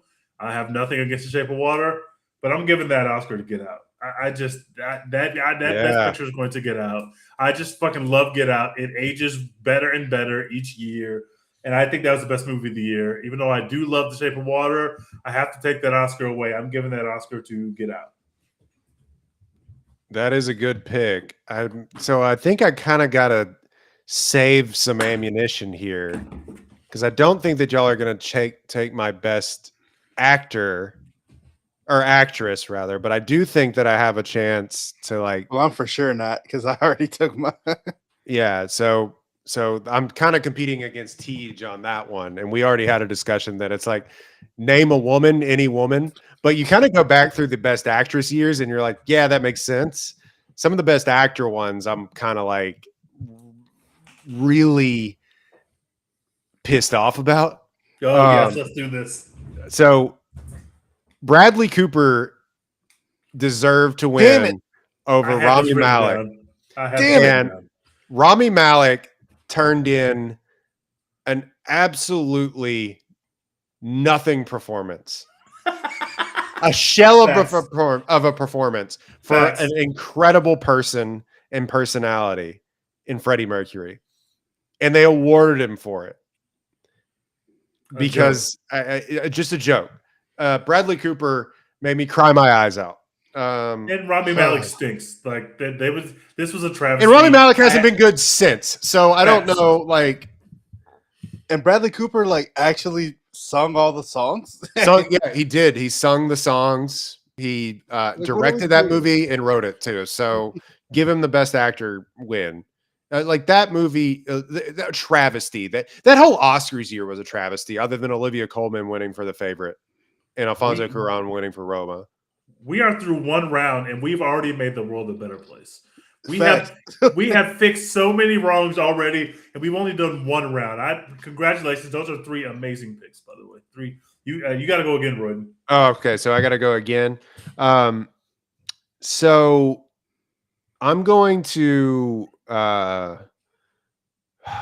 Man, what year was this? So I can get it right. Just hang with me here. If you start to do it, I can look up the year. Okay, so I'm going to take Into the Spider-Verse as the best picture of that year. Into the Spider-Verse over God, what year was that? 2019. Yeah. No, wait. Hold on. 2019? That cannot be right. Because I had no way that I would have changed it over Parasite. Let's see. 2019 Best Picture nominees were The Favorite, Black Panther, Bohemian Rhapsody, Black Klansman, Green Book, Vice, Roma. And Oh A Star yes, Is Born. okay, so that's what it is. The travesty was that it's Green Book. I got to give it to Into the Spider-Verse Yeah, you put it over Green Book. over Green Book. Into the Spider-Verse is the best movie of that year, bar none. Sorry to the haters that don't like animated films. That changed animation and has changed animation since that movie has come out. And in fact, the second one may be even better. But that movie slapped so fucking hard in the theater that I watched it 1,000 times on Netflix at home. That movie, as an adult, like that movie rocks. Green Book is a travesty. Amazing. Give it to the Facts. best movie of the year, Into the Spider-Verse. I like love that pick. Actually. I wouldn't have thought about that, but I like that. I wrote down 2019 Best Picture, and I had both The Favorite and Into the Spider-Verse as possible picks there. And I couldn't decide which one I wanted. So I almost gave it to A Star Is Born because like that movie really affected me in the theater, but I was actually, my life was a little bit changed when I came out of Into the Spider-Verse. 2019, literally, the fact that there were that many good movies and the potentially could have been nominated for Best Picture. Into Spider-Verse didn't even get nominated, by the way. 2019, there was a travesty that they gave that to Green Book, so I'm glad that we've made that right. Get Green Book the fuck out of here. Yeah. Okay, it's on me. Kate Blanchett is gone. I knew that she would be gone early. Yeah, I'm sorry, man. That was just one of the best performances I've ever seen. I don't think that Royden is trying to take my best actress switch, so I'm not going to go in that category. So I'm going to go either Best Actor or Best Director. I'm going to Best Actor, and I'm going to take. I can't take it from Rami Malek anymore, but I'm going to give Leo an Oscar for Once Upon a Time in Hollywood, and I'm taking that Oscar from Joaquin Phoenix. Yeah, that's a good 2020. Pick. I'm gonna switch that. I love Joaquin Phoenix. I don't give a shit about the Joker. I will never think about or watch that film again. Once Upon a Time in Hollywood is great. I'm giving an Oscar to Leo. I'm changing that Oscar to Leo in 2020. That's probably the better pick than what mine was, but I think the running bit on this is that, well, it's actually two running bits because we hate both of those movies. So like, Facts. Yeah, that's a good pick. And I think like the further we get away from it, the fact that Brad Pitt won and Leo didn't win also, like they should have both won. And anyway, but they didn't want to give it to him. They wanted to award that shitty ass Joker movie. Hate that film. Hate both of those films. Actually. It stinks. All right. So I've got two here. My first one, we've already discussed a little bit here on the podcast, but I'm taking away Jane Campion's Oscar for Best Director. Damn it. I fucking love that. I had that written down. I am snatching that chain, unfortunately, and I'm giving that to Kenneth Branagh for Belfast. Oh, wrong choice. Dude, I fucking love Belfast. This is why it's Or bad. you think of West Side Story? He locked us out. Oh, dude, no. He completely locked us out. Denis Villeneuve for Dune. No, fuck that was the year after, I thought. No, I thought it was the same. I thought it was the same year. Wait, was Denny not? Denny wasn't nominated. He wasn't nominated, but you're just swapping. Yeah. Dune Part 1, I'm not as big a fan of. Me neither. I know we're not, but the more I go back and look at it, and I'm sorry to step on your toes here, but like it's like if you weren't going to give it to him for 2, like give it to him over The Power of the Dog for sure. Like, but dude, I just fucking love Belfast. That movie is delightful. I don't care. Belfast is my shit. I'm the number one Belfast boy. If you're only looking at people who were actually nominated for that, I think that he made the right choice. The other ones were Drive My Car for Ryusuke Hamaguchi, Spielberg for West Side Story, and PTA for Licorice Pizza, which is the movie that stinks. Give it to Spielberg. Spielberg is the other one out here out, but I prefer Belfast to West Side Story personally, even though West Side Story is incredible. It's good. And then my next one, I just have to do it. I'm sorry. I'm giving La La Land Best Picture over Moonlight. Oh, they should have left it as it was. I'm sorry. You race traitor. They should have just let him have it. They should have just walked away. He shouldn't have been a nice guy. He should have been like, "Yep, we won," and never questioned it. Never. Can you imagine the outrage if like that happened? You're trying to cause a national incident. Found out later. Dude, that would be fucking nuts. But yeah, man, Moonlight is great, but also La La Land is fucking phenomenal. So I really can't. Moonlight I is can't a hate. great movie, but I go back to La La Land like twice a year. Like I fucking love that movie, man. Like La La that's Land's it. great. It's incredible. Yeah, sorry guys. Man, what a snipe. Good pick. I had to do it. All right, I'm gonna go. Alfonso Cuarón, I love you, bro. Oh, I'm Uh-oh. changing Best Director in 2019. I'm giving it to Bradley Cooper. I'm sorry. let's A Star is go. Born is winning. A Star is Born is great cinema. The fact that he had never directed the movie before, the fact that him and Lady Gaga gave us real cinema, it's a great, really well directed film. He's really singing. He's got to sing. He's got to act. He's got to direct. A Star is Born is getting my Best Director nominee for 2019. I'm sorry, Alfonso Cuarón. I love your movie as well, but I love A Star is Born. I go back to it way more often. I'm going Bradley Cooper for Best Director.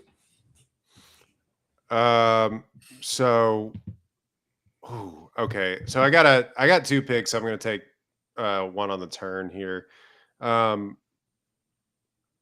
So everybody's kind of off. So I got to snipe Best Actress.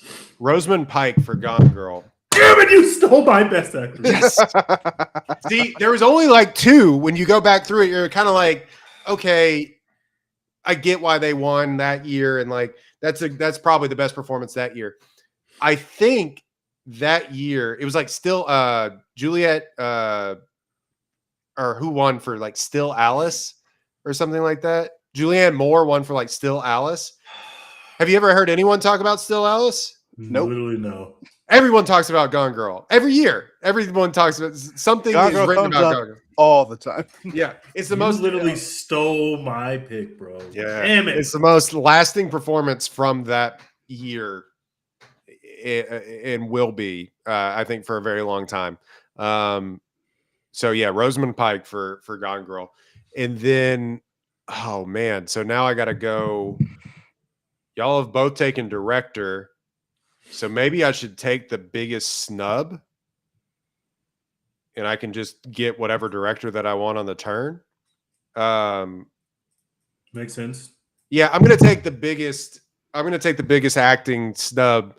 Somebody from these four categories that wasn't nominated. At first, I thought we had supporting in here, which would have been an even longer draft, and I would have said that Ben Foster is one of the most underrated actors and should have had an Academy Award by now.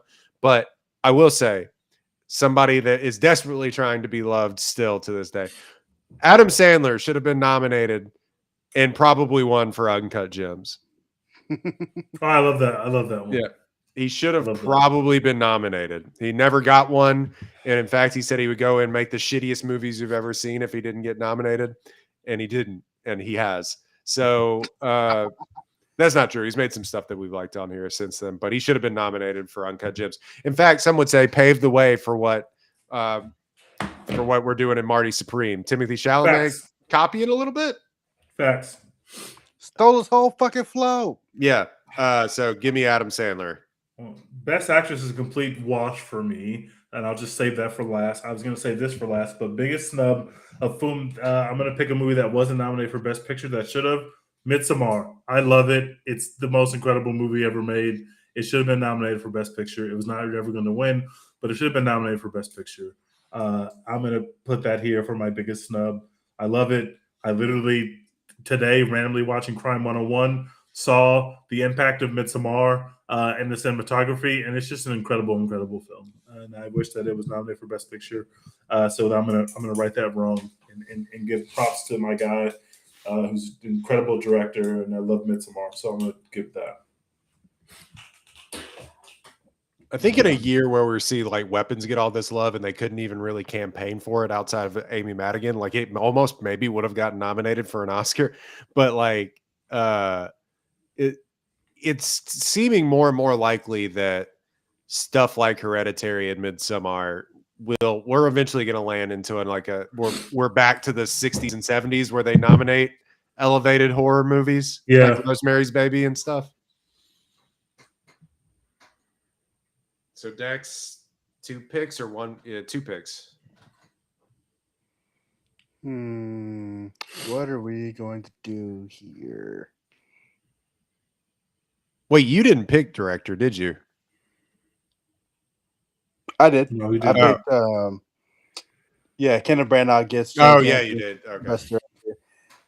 I'm going to correct the record, and because The Whale stinks, I'm Yeah, this taking is that from good. Brendan Fraser, This is and I'm good. giving that to Austin Butler. Oh, wrong choice. Sorry. No, it's not. Colin Farrell is he's cool in Banshees of Inisherin. I just don't like that movie that much. Me Look, neither. Austin Butler became Elvis for a full year and got nothing to show for it, and we let Brendan Fraser be fat for a little bit, and that was enough to get an Oscar. If you I don't wanted to like give the Oscar, have you ever seen it? I would have said, okay, I get the Austin Butler thing, but if you want to also give it to a fat depressed man, give it to Austin Butler for Elvis. But speaking of depressed people, Paul Mescal gives the best performance of the year in that year, and I nobody haven't seen nobody After talked Sun about all the way through. After Sun is it broke something inside of me, and he's really good at it. So that's who I would have given it to. But I get correcting the record on Brendan Fraser.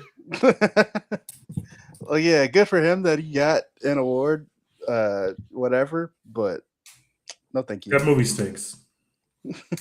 I think I still need Best Picture. No, I don't. I just need a snub, something that wasn't need a snub. nominated here.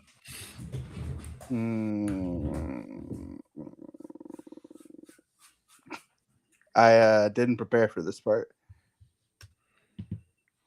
Okay, let me do mine, and then while you're looking, yeah, do that.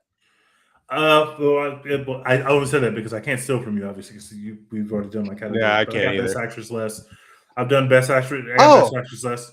Go ahead. This is okay, cool. It's a movie that wasn't nominated at all, not just that didn't win. Correct. Oh, okay, never mind. Or an actor or an actress that wasn't nominated. Yeah, any other categories, but somebody who wasn't nominated at all that you think should have been nominated. And you could repeat years, unlike the other awards. You can repeat years in there because we're just talking about nominations. By the way, your favorite film of all time didn't catch any nominations for your favorite actress who we were just talking about. Maybe a suggestion. I thought that's where he was going. I'm going to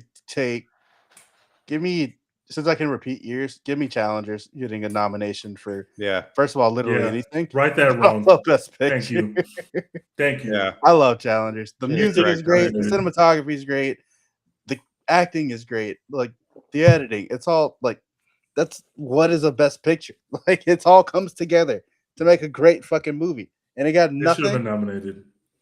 So yeah, give me Challengers for getting a Best Picture nomination. Okay, I was gonna take Rosamund Pike and Gone Girl for my Best Actress. I didn't think anybody else was gonna take it. But I agree this was the hardest category. So I'm just gonna, even though I like Fernanda Torres, I don't really love I'm Still Here, but I like her performance in it. I'm gonna give that to Demi Moore for The Substance from last year's Oscars. Fernanda Torres didn't win it. Honora won. Yes, she did. Honora I thought she did. No. Who won? Honora. Oh, what's her face from Honora? Mikey Madsen won. Yeah. God damn it. Oh fuck! You can still give it to Demi Moore, but you have to now take it from Mikey Madsen. Take it from Mikey. I'm taking it from Mikey. Mikey, you got time. I'm giving it to Demi Moore, who's one of our Mikey will be back. She's been giving us bangers for 30 plus years. I really like Mikey Madison's performance in Nora, but I also really like Demi Moore's performance in The Substance. I'm going Demi Moore just because I trust Mikey to be back, and plus Honora won maybe too many Oscars, and I love Honora, but it's not going to look right in 10 years. It's not going to look right how many Oscars Honora won. So let me just take one of those away and give it to Demi. So I'll just do that. I made this reference earlier, but Honora winning all those Oscars is going to feel like Billie Eilish's first album winning all those Grammys when she was like 17 years old, and we're like, are we sure that was what we needed to do? So I had two ways that I wanted to go with this, and I guess we need to correct the record on two fronts. I think what the Daniels did was spectacular with Everything Everywhere All at Once. It kind of changed filmmaking. Some would say for the worst. I think it brought filmmaking into like millennials are here making movies. Mm-hmm. That being said, they should have given it to the Gen X filmmaker. Todd Field should have won for Tar. Yep. Yeah. And I'm with you on that. And I had another nominee that I wanted that exact same year. In fact, he wasn't nominated. I'll talk about him in a second. But Todd Field, I mean, he just made he made probably the most lasting movie from that year that we're going to talk about for a long time. Tar is a documentary. Tar's the best movie of the year. Crazy because Best it's movie of the not. year. You watch it and it's like it doesn't come off like a movie that you're supposed to like talk to your friends about for a long time. Right. But that's exactly what it's become. Mhm.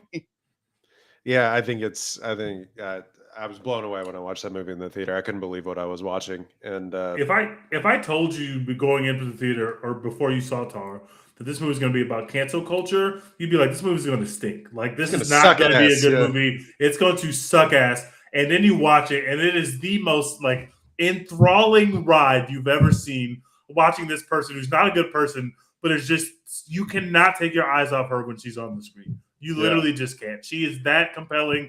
She is that good in that performance. Shout out to Kate Blanchett. I just watched Talented Mr. Ripley this weekend, and she's also in that movie. And I'm just like, man, Lydia Tarr in Italy. I'm in. Like, give me Lydia Tarr and everything, bro.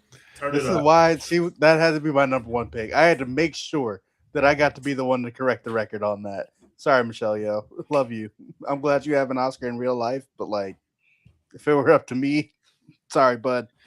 My other nominee that I was going to take from that year was Joseph Kosinski for Top Gun Maverick because they invented new technology. Hell yeah, brother! And they put fighter jet, and then he just wasn't acknowledged for it whatsoever. You know, he gave us that so that F1 could fly. Like, we would not getting F1 and all this placement of the cameras if we don't get Top Gun Maverick. And thank you, Kosinski. We love what you're doing for cinema, and I'm very happy that F1 got the nomination. Like that is important to me. They gave it to Ruben Östlund for Triangle of Sadness, a nomination there, a movie which is kind of shit. That movie is shit. I didn't like that movie at all. No, Triangle of Sadness is good. It's the other one that stinks. It's the Nazi one. That's the one that stinks. Well, that was a year later. That's okay. That's the year later. Okay. I like Triangle of Sadness. I didn't like it at all. I think there's just like Parasite just did it better. I mean, Parasite did it better than everyone, so I agree with that. Also, Sin Help. R.I.P. to All Girls though. No spoilers, but Sin Help is kind of like Triangle of Sadness. A little bit, yeah. You want to hear some other ones that I had written down? Yes. I had Denis Villeneuve over Jane Champion for Power of the Dog and Dune Part 1. I had Tar, Into the Spider-Verse, A Star is Born. Hell or High Water should have been nominated, maybe even won in 2016. I think the further away we get from that, I think it not winning anything is set what's his face on a hold on, what's his name? I think it is set Taylor Sheridan on a course correction that he didn't need to take. Instead, he was writing stories about the little man being screwed over by the government and banks, and then he just was like took the wrong lesson from that and went in a completely opposite. He was direction. like, "I'm going to become the big man now. I'm just gonna. I've become the bank for money." Yeah. But that movie, I think, once you go back and watch it, I think it was like 10 years on. I really want to write like a retrospective of that movie if I ever had the time, because I think it deserved. Like, I think it's going to be looked at in like film classes. I really think of that movie that highly. But one that I had for supporting actress, which is not a category we were doing, Jennifer Lopez would have been in there for Hustlers if it were up to me. Oh yeah, turn that up. That's a great one. Remember that time Gary Oldman won an Oscar and it should have been another Oscar for Daniel Day-Lewis? I had that written down. That was high on my list as well. So I had one that Michael Keaton, who lost to what's his face for the theory. I had it on the tip of my tongue for the Theory of Everything. Is that Cumberbatch? No, Eddie Redmayne. Yeah. So you should have just given it to Michael Keaton for Birdman, but I digress.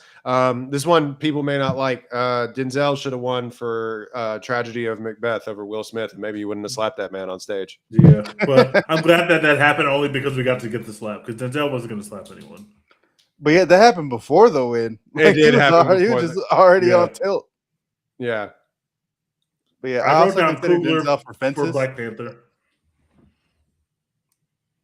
Coogler for Black Panther for which? Yeah, but I which chose year? Stars Over Born what? instead because Stars Born is a better movie than Black Panther. Right.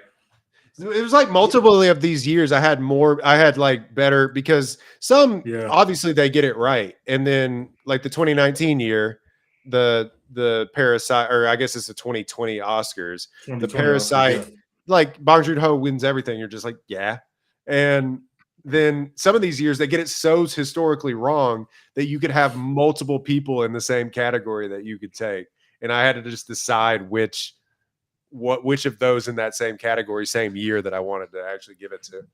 I also wrote down Mad Max Fury Road over Spotlight, even though I really like Spotlight. I returned to Mad Max Fury Road probably multiple times a year, and so I wrote that down in 2016. You know what movie like just jumped out at me as I was doing this that I was like, hell yeah, that movie deserved more love? Sound of Metal. That movie is awesome. You could almost give so good. You could have almost given it to Riz Ahmed too. Riz Ahmed, yeah. But I mean, I liked Anthony Hopkins in that, but like it also, that award should have gone to Chadwick Boseman, which we kind of left out of this exercise.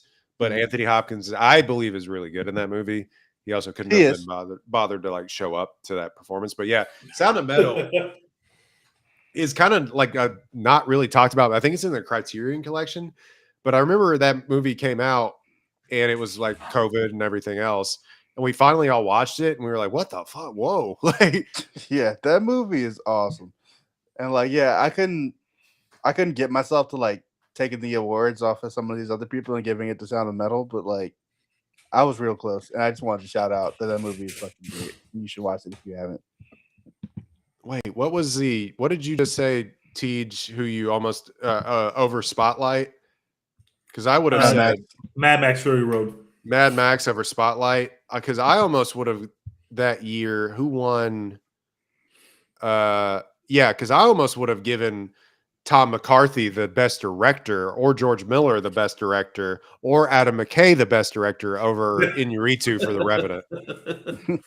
Yeah, The Revenant, the fact that The Revenant won is a brilliant filmmaker's film. It is also kind of a fucking bore. Like when you go back, it's really boring. We gave Leo his Oscar for The Revenant because we had already robbed him a couple times. But The Revenant is the movie that nobody talked about after this Oscars, and nobody ever went back to revisit because it's a really boring movie and it's really long. Like, it's not that good of a film. Brie Larson won for Room. She probably deserved that. Just looking at this year, Saoirse Ronan for Brooklyn. If you've never seen Brooklyn, it's kind of when she first came on. Not first. I still haven't seen Brooklyn, unfortunately. Anyway, real another movie that rules that I want to shout out: Black Klansman. Movie's awesome. Really like Black Klansman. Judas and the Black Messiah kind of underlooked that year. Obviously, Daniel Kaluuya wins an award and never acts again. But Daniel Kaluuya, can you please return to us? We love you. Like, can you please just act and get rid of whatever Jordan Peele you got? Please. He's going to be in another movie soon. Apparently, he's like signed on to play something. But like he's in an A24 movie coming up, so that's good. Jordan Peele said like he's like gonna make more movies with him. Like it's like a fact. And I said, does Daniel know this? Yeah, did you discuss it with Daniel? I don't know if Daniel knows that he is going to be acting in more movies with you. All right, we're going long, so we might as well do it. It's going to be a 2-hour podcast. What are we watching? As soon as we're done here, I'm going to stay up past my bedtime, and I'm going to finish Night of the Seven Kingdoms. Oh, great finale, great season. Everyone told me the show was great, and I was like, yeah, whatever, I'll get to it eventually. And I did, and everyone was right. It's great. I'm going to run to the restroom, but let me just say, Industry is the best show on television, and this is probably their best season in season 4, and it has just been a wild fucking ride. Tonight's episode was no different. Shout out to everybody involved with the making of Industry. That show fucking rocks in a very good TV period right now. Like, we're getting Paradise back next week. TV is kicking ass right now. The Pit is still kicking ass. It's great. I'm watching that as well. Same. But man, what Industry is doing and what they've been able to do over these last 4 seasons is just phenomenal. And I think that it's finally time to put Industry in the god tier of television industry. And that's my favorite show on TV right now. I picked it back up. Yeah, I picked Industry back up. But in the meantime, movies after watching Hamnet, which again made me cry, real tears in the theater. Watched Eternity, which is I like make 18 of those movies a year. Rewatched Zodiac, rewatched the first James Bond, Dr. No. Watched a movie called Twinless, which came out on Hulu, which is like a Dylan O'Brien vehicle. I haven't seen it, but I've heard of it. Very interesting movie, very interesting look at male loneliness and friendship and romance.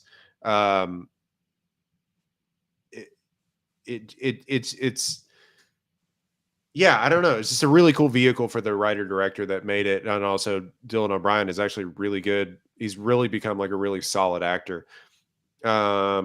Watched Never Back Down and Warrior in succession, two equally as good movies.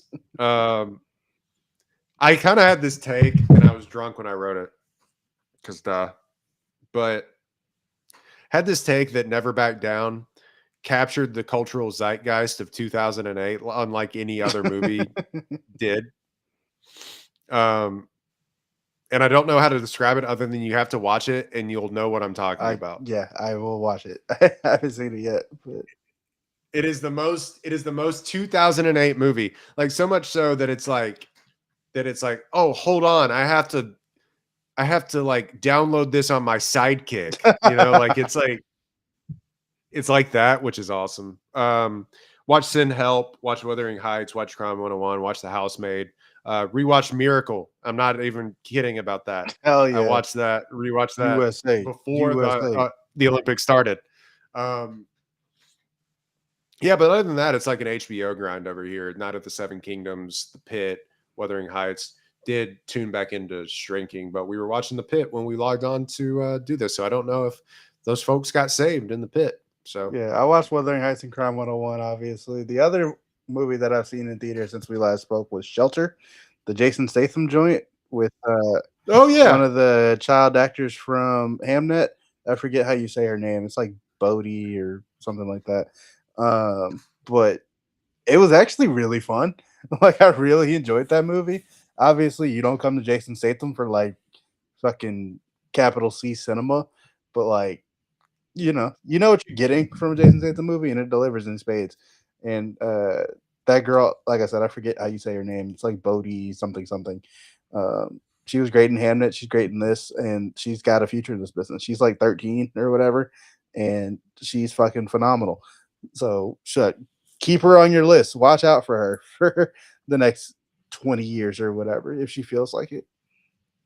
Yeah, it is really interesting that Jason Statham has, maybe quietly or not so quietly, he just is like he'll make like $100 million anytime he goes on screen. Yeah. People are like, I want to watch just that guy specifically in action movies, it seems like. Yeah, and that's another one that's as soon as it lands on streaming, people are going to be like, oh, this is awesome. Yeah, I think so too. All right. Well, I was gonna say we're gonna wait till TG gets back, but I am going to. We gotta go to bed. It's late, folks. It is late here, but that is the content that you come to expect from the One Take podcast. Rate, download, like, subscribe. Hopefully, we get one of these out to you a little bit sooner. If not, I will probably be broadcasting live from a hotel room, covering the Big 12 tournament or something, talking about the Oscars, which I've done before. But yeah, so if we don't get to anything else before then, hope you enjoyed this very long podcast. And Dex, as always, what are we doing? Hashtag support Florence Pugh. Doom 3 coming soon, baby. As always, we were looking forward to the new Doom, one that will actually win Oscars, right? Hopefully. Please, for the love of God. Probably.